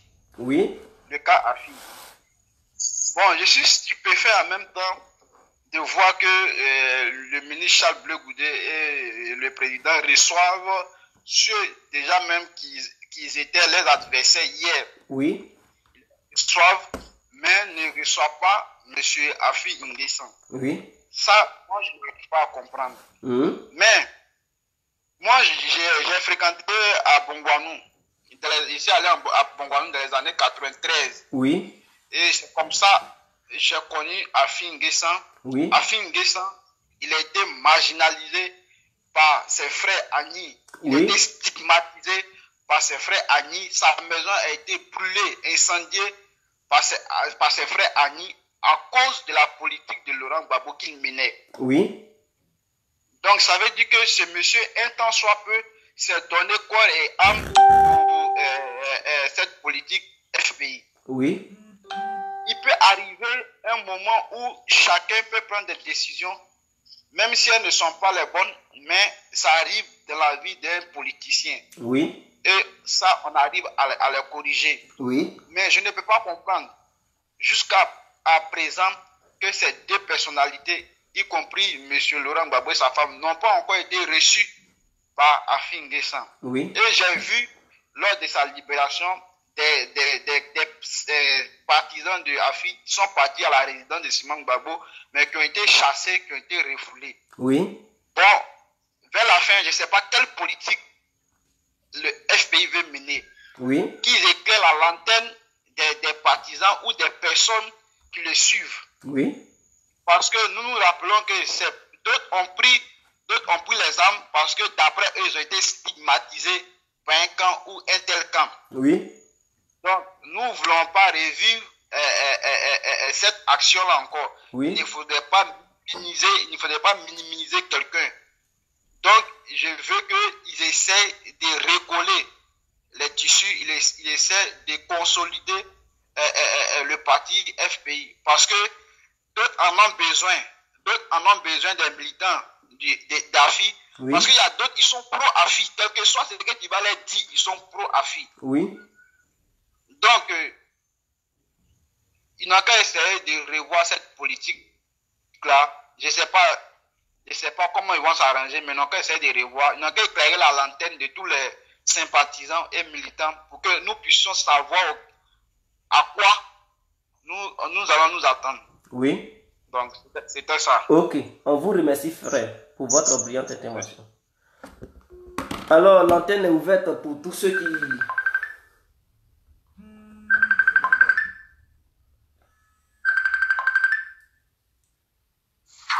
Allô? Allô? Oui, Bonsoir. Bonsoir. Allô, je t'appelle sur WhatsApp. Ça ne passe pas. Ouais, vous pouvez causer. Vous pouvez parler. Allô? Oui, allô, on vous écoute. On vous écoute. Allô? Bon, malheureusement, la connexion de la personne déconne. Donc, l'antenne est ouverte pour tous ceux qui aimeraient bel et bien participer. Il n'a pas pris une bonne décision et il reste aussi sa position. Afi est devenue... Marie-Antoinette, je ne suis pas d'accord avec vous. Afi est devenue RDA comment? Afi n'est pas RDA. Afi est Afi. RDA, RDA, Sangari et Sangari. Donc, ne confondez pas. Vous refusez de voir. Si aujourd'hui le RDA et le PDCI se sont séparés, c'est à cause d'Afi. Vous pensez que les Adjoumani, ils clashent Afi, ils parlent mal d'Afi, c'est pour ne rien? Non, c'est parce que ça leur fait mal, parce qu'Afi a réussi à les séparer. Afi a réussi à séparer Bédié et Ouattara. C'est ça, c'est ce qui leur fait mal. À quoi ils insultent Afi. Et Adjoumani accuse Bédié. Que non, Bédié a fait quoi là? Je ne sais pas si... Le mot qu'il employait, Afi n'est pas truc, c'est lui qui a permis à ce que Bédié se sépare de Ouattara. Donc, lisez un peu la politique, ne restez pas dans vos fanatismes. Oui, allô? Allô? Oui, bonsoir. Bonsoir. J'aimerais intervenir sur la religion. Oui. Vous savez, l'Afrique a vécu 4 siècles. Oui. 4 siècles de colonisation, 4 siècles d'esclavage, et nous sommes encore dans cette colonisation. Oui. Et quand le colon est venu, il a effacé toute culture, quand il a essayé d'effacer toute culture, il a essayé d'effacer tout système qui était en place, tout système africain qui était en place. Oui. Pour installer leur système. Oui. Ils sont venus avec ces religions, y compris à l'appui. Oui. C'est-à-dire que ces religions étaient une colonisation moins violente. Pour que les Africains puissent adhérer facilement à eux leur politique, à eux leur vision occidentale. Donc, ils ont détruit tout ce qui était comme civilisation africaine. Oui. Ils ont fait croire à l'homme noir que tout ce qui venait de l'Afrique était mauvais. Raison pour laquelle vous prenez, on dit l'Africain est noir. Ils nous disent que nous sommes des blancs. C'est-à-dire que la couleur de peau est noire. Et dans la religion, le diable est peint toujours en noir. Oui. Et souvent, quand vous faites quelque chose de mauvais, on dit, mais pourquoi ton cœur est noir comme ça? Oui. Donc, c'est comme tout ce qui venait de l'homme noir était mauvais. Oui. Et ce qui est blanc, ce qui était blanc est bon. Oui. Donc, du coup, on a des anges qui sont blancs. On dit l'ange est blanc. On met dans la pensée que l'ange est habillé en blanc, est vêtu de blanc. Le diable est vêtu de noir. Donc, oui. C'est-à-dire que ça a été répété pendant des siècles et des siècles. Donc, ça fait que des générations qui sont venues ont cru que ce mensonge-là était vérité. Quand je vois des gens qui descendent de l'avion à la Mecque et qui bénissent cette terre, ça laisse à croire que la terre africaine est maudite et que c'est la terre arabe ou la terre juive qui est bénie. Oui. Mais quand je vois ce genre de personnes, je ne sais pas quelle interprétation donner à ces gens de personnes. Oh, pourtant, l'Afrique regorge assez de ressources. Si l'Afrique était si maudite, la terre africaine était maudite, mais toutes les richesses du monde n'allaient pas se trouver là-bas. Et les Occidentaux n'allaient pas rôder là-bas, tuer les Africains pour s'accaparer de leurs richesses. Donc, ils doivent comprendre quelle terre qui a été bénie. Évidemment, parce que quand on prend l'histoire de Kankou Moussa, oui. On dit que Kankou Moussa est allé à la Mecque avec des lingots d'or. Oui. Des lingots d'or. C'est-à-dire que l'Afrique a une richesse. L'Afrique, regardez, tous les multinationales, Bolloré, Bouygues, Areva, Total, ils sont tous en Afrique. Leur budget, 80% de leur budget quitte en Afrique. Oui. Donc ça veut dire que nous avons tout en Afrique. Oui. Tout, évidemment tout. En même temps qu'il dit que l'Afrique est le berceau de l'humanité, en même temps on stigmatise l'Afrique. Donc, nos frères qui sont malheureusement qui pratiquent ce genre de religion devraient quand même chercher à comprendre. Mais avant l'arrivée de toutes ces religions, oui. Qu'est-ce que l'ancestral pratiquait? Qu'est-ce que nos ancêtres pratiquaient? Oui. Est-ce que nos ancêtres pratiquaient étaient mauvais? On doit chercher à comprendre. Oui. Parce que si on ne cherche pas à comprendre, l'Afrique va toujours épouser les cultures des autres. On va toujours épouser la culture, la politique des autres. Donc, okay. Pourtant, tout est en Afrique. Ok. On vous remercie, Merci, frère, pour votre brillante intervention. Merci. Voilà, donc, c'était l'incontournable guerre complet. C'était pas pour durer là ce soir. Sidérique, on a tout sur nous. Mais vous dites les Africains sont mauvais. C'est parce que si toi tu n'as pas ton pouvoir, l'autre a son pouvoir, mais il va te faire du mal. Mais si tout le monde avait le même pouvoir qui allait faire du mal à son ami, on allait se respecter mutuellement. Et c'est comme ça les Africains, ils se respectaient mutuellement. Les Africains d'avant, là, tu ne pouvais pas tenter l'autre parce que le pouvoir que tu poussais, lui aussi, il possédait ça. Donc, tu ne pouvais pas aller le tenter. Tu sais que si tu pars le tenter, tu vas laisser ta peau. Donc, tu allais rester dans ton coin. Donc, s'il y a le respect, est-ce que les Américains et les Russes, ils s'attaquent? Est-ce qu'ils s'attaquent? Les Anglais et les Français, ils s'attaquent? Ils ne s'attaquent pas. Parce que chacun a sa force de frappe. Donc, quand tu as ta force, l'autre aussi a sa force là. Il n'y a pas quelque chose qui va te pousser pour aller attaquer l'autre. Mais si toi tu es fort que l'autre, et que l'autre tu sais qu'il n'est pas fort, mais tu vas le manger. Mais c'est ça qui se passe en Afrique. C'est ça qui se passe parce que d'autres ont rejeté leur force. D'autres n'ont plus de force. Donc ceux qui ont la force là, ils préfèrent manger les autres. C'est ça la sorcellerie des Noirs, qui préfèrent manger les Noirs et laisser trucs. Voilà, ils ne s'attaquent pas entre eux comme ça. Hein. C'est rare de voir un sorcier attaquer un autre sorcier. Donc vous comprenez. Voilà. Voilà pourquoi le noir, on trouve qu'il est méchant. Voilà le vrai problème. C'est ça le vrai problème, mes frères.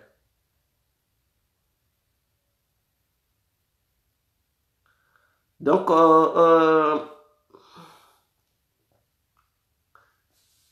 Francisco Niazali. Mais c'est la vérité. Un lion n'attaque pas un lion comme ça. Même si tu l'attaques, un lion, c'est que s'il attaque son ami lion, c'est pas facile de le tuer. Donc il y a le respect qui règne là. Mais tu as déjà vu lion caresser une chèvre ou bien un mouton. Mais il a gagné sa proie comme ça. Donc voilà. C'est ça le vrai problème, mes frères. Donc c'était l'incontournable. Je pense qu'il se fait déjà tard. Il est 22h54. Bon, à 23h, on doit pouvoir couper l'antenne et tout ça. Donc, je pense que j'ai été clair et bref dans mes propos et dans mon développement. Et les membres du FPI, je pense qu'ils ont compris. Simone Gbagbo, arrête de passer ton temps dans les églises, arrête de passer ton temps à livrer des moutons, des béliers et des longs cônes aux gens. Quel que soit ce que tu vas faire là, eux là, ils s'en foutent. Hein. Combien de fois Gbagbo n'a pas donné des faveurs à ceux-là? Mais vers la fin, ils ont fait quoi? Mais ils ont mal à taper Gbagbo. Donc, vous devez penser, le passé devrait vous donner une leçon de morale. Quelque chose, c'est que Laurent Gbagbo a dit à Soro, il a nommé à des grands postes en stratégie. Les Ouattao, il a donné des grades, 5 étoiles, 8 étoiles et tout ça. Vers la fin, ils ont mal à taper Gbagbo. C'est déjà, ils ne comprennent pas. Non, tu sors de la prison là, au lieu de chercher tes bons amis là, toi tu t'en vas chercher amitié, ou tu avais cherché ça hier, et puis ces mêmes amis t'ont trahi, c'est là-bas tu te mets encore ton nez, va mettre ça là-bas. Comme si tu avais problème, ils allaient te défendre. Ceux qui t'ont défendu là, il ne faut pas essayer de les réunir. Hein. Ceux qui suivent Afi là, quand Gbagbo avait problème, eux là, ils ont défendu aussi Gbagbo. C'est pas parce qu'ils suivent Afi qu'ils n'ont pas défendu, tout le monde avait défendu Gbagbo. Les militants d'Afi. Eux là, quand les armes pleuvaient sur la résidence de Gbagbo, ils étaient là. Quand les rebelles venaient attaquer Abidjan, là, ils étaient aussi sur le terrain. C'est pas parce que Sangaré a fait un choix, d'autres suivent Sangaré, Afi a fait un choix, d'autres suivent Afi, que vous allez penser que non. Non, eux tous là, tous les militants là, que ce soit militants d'Afi, militants de Sangaré, quand c'était mou, tout le monde était sur le terrain. Vous devez penser à ça. Au lieu de rester là avec vos gros cœurs. Non, il est traite, on s'en fout. Mais quand c'était chaud là, vous n'aviez pas dit à ces gens-là que non, vous vous en foutez. Hein? Vous avez appelé tout le monde de venir vous donner coup de main, de venir vous aider, de sortir dans les rues. Tout le monde est sorti. Ceux-là qui sont à Afi, il y a des gens, ils ont perdu leurs parents. Et leurs parents aussi, leurs frères, tous ceux-là, ils étaient en prison. Il y a d'autres qui sont partis en exil. Vous devez comprendre. Quelles sont ces manières de légèreté là? Restez là, vous pensez que c'est Sangaré seul qui a défendu Gbagbo? C'est Sangaré seul qui a défendu Simone. Mais Simone Gbagbo, elle doit être consciente. Tu sors, vive Sangaré, donc les militants qui sont avec Afi lui-même, et tous les hauts cadres qui sont avec Afi là, tu t'en fous d'eux quoi. Mais ces gens-là, ils ont laissé leur peau, hein. Simone Gbagbo. Parmi eux là, il y a d'autres qui ont eu des cicatrices, des séquelles dans leur vie. Tu ne peux pas leur rembourser ça. Des gens qui ont perdu des membres. Il y a d'autres qui ont perdu les bras, des pieds, des êtres chers. Ils ont perdu ça. Tu ne peux pas rembourser ça à ceux-là. Alors ne sois pas trop gonflé, Simone Gbagbo. Tu sors de la prison, reconnais tout le monde. Il faut reconnaître tout le monde. Les autres qui suivent Afi, ils ne sont pas des animaux. Hein. Eux là, ils étaient aussi sur le terrain. Ceux qui sont ici en Europe, qui font des vidéos à la con, qui sont là, disent non, Sangaré, Afi, eux là, ils n'ont rien défendu, ils ont fui dès le début. C'est des gens qui ont sauté.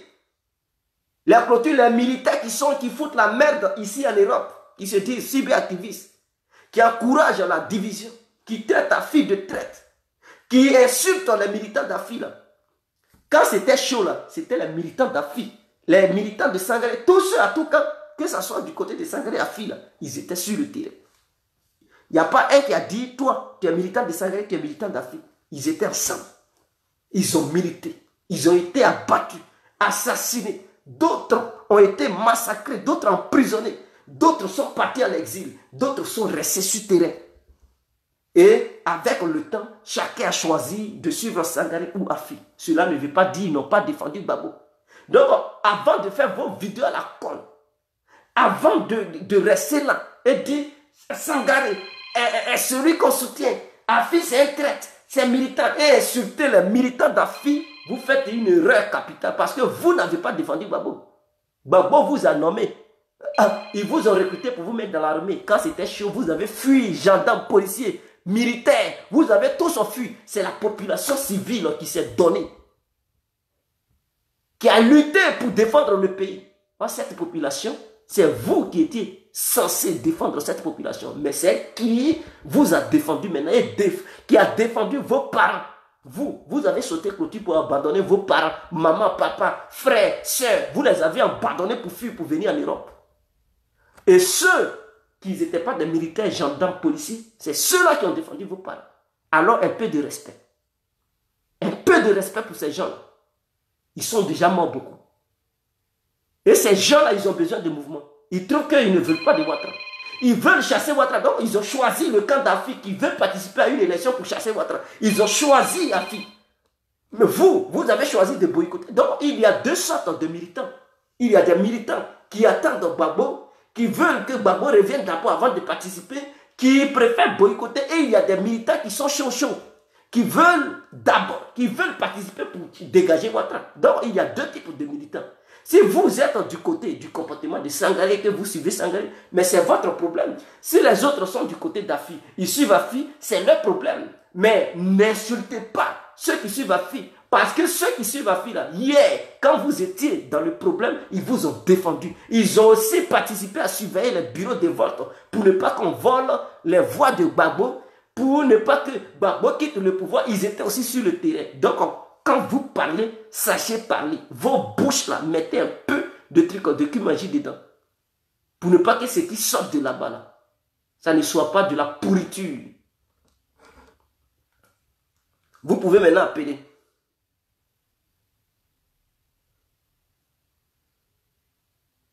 Donc vous comprenez. Moi c'est ça qui me fait mal. Et Gbagbo en question, quand il se comporte comme ça, il voit la personne d'Afi. Mais non, il ne devrait pas voir seulement la personne d'Afi. Il devrait voir, en dehors d'Afi, quels sont ceux qui sont derrière Afi. C'est ça le problème du noir. C'est-à-dire quand tu as affaire à une personne, tu ne regardes plus les gens qui entourent cette personne. Mais quand tu maltraites cette personne, tu maltraites en même temps les disciples de cette personne. C'est ça qui n'est pas bien. Donc quand on conseille aux gens, à cause de ça dans la vie, tu vois un petit qui te parle mal, tu devrais frapper ce petit, mais tu dis, ah, j'allais te taper, mais à cause de ton frère. Tu dis, à cause de ton... Tu n'as pas regardé le petit directement, mais tu as essayé d'élargir ta pensée. Et tu sais que le frère de ce petit-là, c'est quelqu'un qui te respecte, c'est quelqu'un qui fait beaucoup pour toi, ou bien qui a fait beaucoup pour toi. Donc le petit, quand il te manque de respect, tu dis, j'allais te gifler. Mais je ne vais pas te gifler, c'est à cause de ton grand frère, ou bien à cause de ton père, je te laisse. Ça, c'est parce que tu as projeté ta mentalité, ta pensée, que non, derrière ce petit, il y a des gens qui te respectent. Il y a des gens, peut-être, qui t'ont aidé hier. Donc, pour eux, à cause d'eux, là, tu ne vas pas faire du mal au petit. Et tu laisses le petit. Mais tu t'en vas dire à ses parents pour dire, ah, votre fils, là, il va manquer de respect, voilà, voilà. Donc, si Simone Gbagbo devrait haïr Afi, c'est-à-dire bafouer Afi, manquer de respect Afi, choisir Sangaré, crier devant les gens, crier dans les oreilles des gens et exécuter les ordres de Sangaré, elle devrait penser à ceux qui suivent Afi. Ceux qui suivent Afi là, elle devrait penser à eux. Que ces jeunes gens qui sont derrière Afi, hier, quand j'étais dans le pétrin, ces jeunes ont donné leur corps. Ils ont donné leur âme. Ils ont donné leur vie à cause de moi, Simone Gbagbo, mon époux. Aujourd'hui, Afi, tu fais ça, mais à cause des militants et les militantes qui te suivent, et aussi les autres cadres, je vais t'appeler, on va discuter. Je ne veux pas que ça soit comme ça. Maintenant, elle se gonfle, elle s'en fout, elle se comporte comme si elle n'avait rien dans sa tête. Et puis les gens ont dansé, que ce soit du côté d'Afi, du côté de Sangaré, tout le monde était en joie en Côte d'Ivoire. Vous pensez que tous ceux qui ont dansé quand elle est sortie là, c'est seulement du côté de Sangaré? Non, il y a des gens qui étaient contents, qui sont dans leur village, partout, dans les autres villes, qui étaient contents quand ils ont vu Simone Gbagbo. Cela ne veut pas dire tous ceux-là, ils sont derrière Sangaré. Il y a beaucoup qui sont aussi derrière Afi. Donc le fait de dire Sangaré, elle a frustré tout ce monde. Elle n'a pas respecté tous ceux qui l'ont soutenu. Elle pense que les Ivoiriens qui réclamaient sa libération, c'était seulement les militants de Sangaré. Non. Ce n'est pas les militants. Ce ne sont pas les militants de Sangaré seulement qui ont milité pour la libération du truc de Simone Gbagbo. Les Ivoiriens dans leur ensemble. Dans leur ensemble. Donc elle doit comprendre. Quand tu sors, il faut savoir tenir des discours qui apaisent le cœur des Ivoiriens. Un discours dans lequel tous les militants, je dis bien tous les militants, que ce soit du côté d'Afi et Sangaré, tous les militants puissent se reconnaître dans ton discours. Mais tu ne peux pas prôner un discours qui va frustrer une partie et satisfaire l'autre partie. Ce n'est pas normal. Ce n'est pas intelligent. Ce n'est pas intelligent. Et c'est déplorable. C'est déplorable. C'est ça que je condamne. Toi et ton époux, on ne sait pas quel jeu vous jouez. Mais c'est ton époux qui est là-bas où nous, on est là. S'il veut jouer à son jeu, le jeu bizarre là, c'est lui qui va payer cher. Nous, on s'en fout. Il n'a qu'à rester là-bas. Il pense que c'est en recevant les soros, les trucs qui vont le libérer. Il fait rien, Gbagbo. Allô? Oui, allô, bonsoir frère. Bonsoir frère. Comment tu vas? Ah, je vais bien chez vous. Ouais, ça va très bien. Alors, ça va très bien, par la grâce de Dieu, ça va très très bien. Dieu merci. Bien chez vous. Oh, on va bien, on vous écoute, monsieur, s'il vous plaît. Ok. JJ, moi je te suis tout le temps. Oui. Tu comprends? Je suis tes vidéos. Et souvent même je commente tes vidéos. Mais sincèrement, je pense que là, sur l'histoire de Madame Gbagbo et tout ça, il faut arrêter un peu, s'il te plaît. Moi, je te demande pardon, il faut arrêter un peu. Même si, elle a parlé de Sangaré en se reconnaissant. Sangaré, elle sait pourquoi elle a dit. Laissez cette dame tranquille, afin qu'elle puisse d'abord se reposer.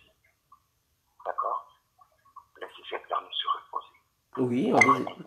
Ce n'est pas moi ce que je viens de dire, ni en vous disant que je suis pro Bob Bagbo, ou bien pro Alassane, ou bien pro qui que ce soit. Non. Moi, ce que je dis tout simplement, laissez d'abord cette dame respirer. Vous comprenez? Oui. Les 7 ans qu'elle a vécu, les presque 8 ans qu'elle a vécu en prison, oui. toi, tu ne pourrais pas supporter. Soit enfermé dans cette prison, tu ne pourrais pas supporter. Tu comprends? Oui. Voilà. Si même les paroles qu'elle a dites, et même qu'elle a prononcées, elle a bien dit dans sa vidéo que ce que j'ai appris, il y a beaucoup dans mon ventre, mais ça ne s'amusait pas. Oui. Abdourahmane Sangaré. C'est que ça veut dire tout simplement que ce qu'elle a dit, ce n'est pas naturel. Si cette dame restituer à toute la Côte d'Ivoire, elle le fera. Vous comprenez? Oui. Elle le fera. Mais ça sera avec la paix. Ça sera dans la réconciliation avec tout et chacun. Et tout et chacun. Et quand je dis tout et chacun, ça sera avec tous les pouvoirs. Tu comprends? Ce n'est pas la peine d'activer la haine contre elle, ou bien d'activer des choses contre elle. Oui. Donc, elle n'a rien dit de mal dans ce qu'elle a dit dans ses propos. Elle Oui. n'a rien dit qui vont contrarier les Ivoiriens.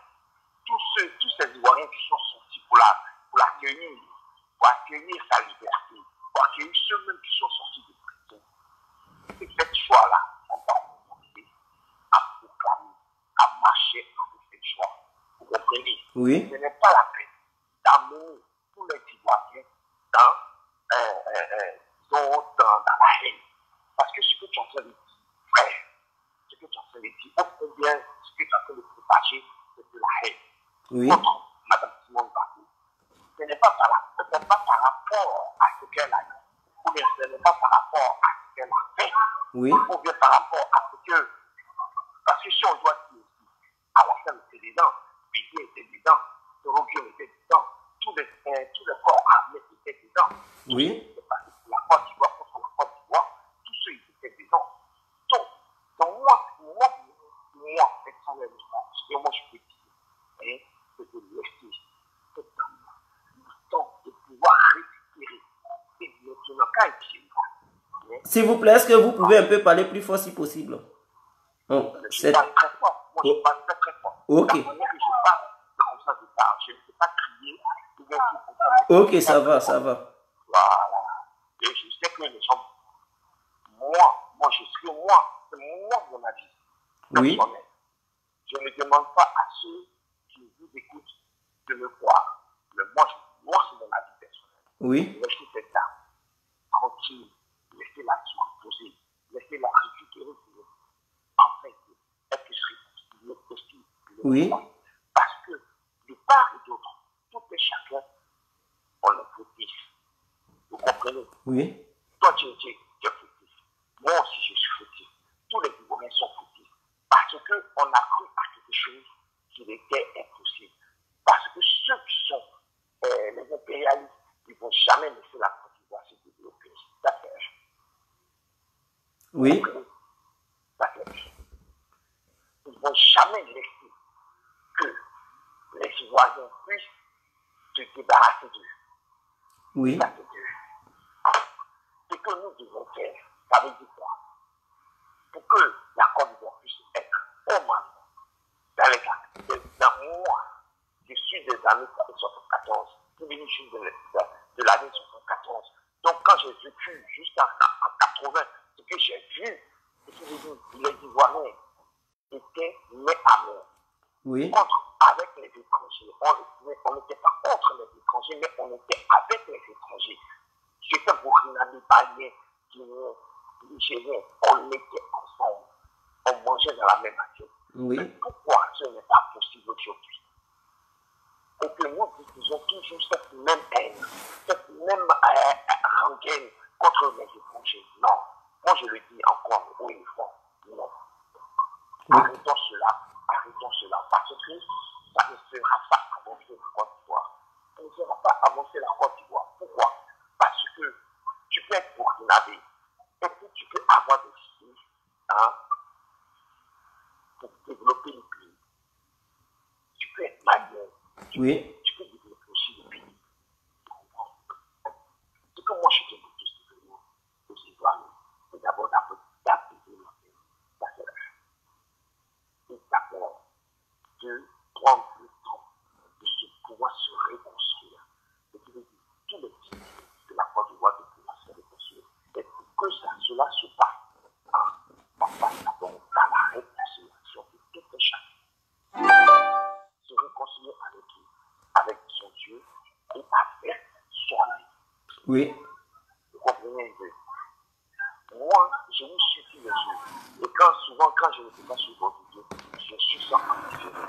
Et souvent, quand je vois les paroles que tu proclames, les paroles que tu dis, souvent, ça fait mal au cœur. Oui. En tant que Ivoirien, d'écouter parole. Frère, moi, ce que je peux te dire, c'est vrai, c'est que le débat que tu apportes, c'est sur des bons débats. Mais souvent, en tant qu'Ivoirien, tout ton respect,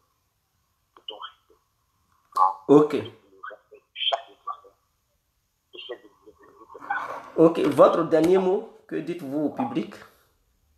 Voilà, essaie de maîtriser tes paroles. Tu comprends un peu? Oui. Essaie tu sais, on ne dit pas d'enjoliver tes paroles, mais essaie de te faire comprendre, mais sans les injures, sans mettre les gens dans les dispositions. Parce qu'il y a des personnes qui, quand ils vont écouter tes paroles, ils vont dire non, ils insultent les gens, ce n'est pas la peine. Ils ne sont pas comme les autres. Tu sais pourquoi moi je te suivais?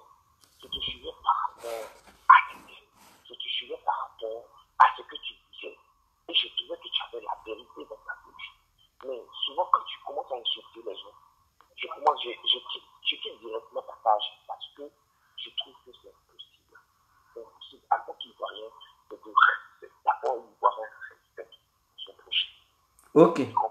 On vous remercie. L'Ivoirien respecte son prochain.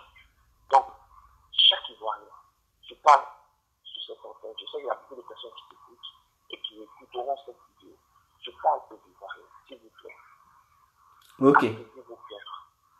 Apaisez vos cœurs. Laissez Madame Simone Gbagbo se récupérer.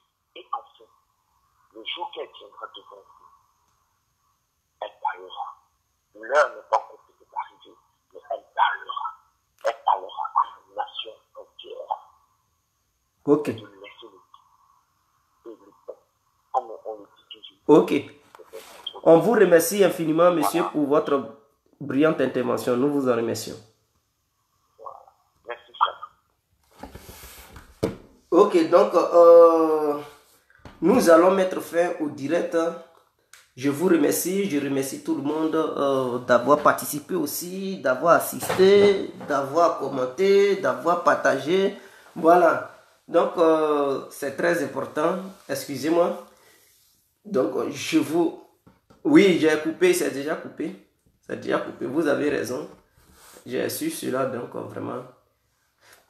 Big up à tout le monde. C'était l'incontournable guerrier complet tout terrain. L'homme dont on parle, on est ensemble. Ciao. Voilà, mes respects à tout le monde. Ciao, ciao. Bonne nuit. Je vous souhaite une très bonne nuit et à demain soir pour une nouvelle vidéo. C'est très important. Ciao. Donc, tous les vieux pères, les vieilles mères, voilà, les pèperos, les poids plumes, les baramogos, big up, vous avez mes salutations les plus sincères de l'histoire de l'humanité. Je vous remercie infiniment.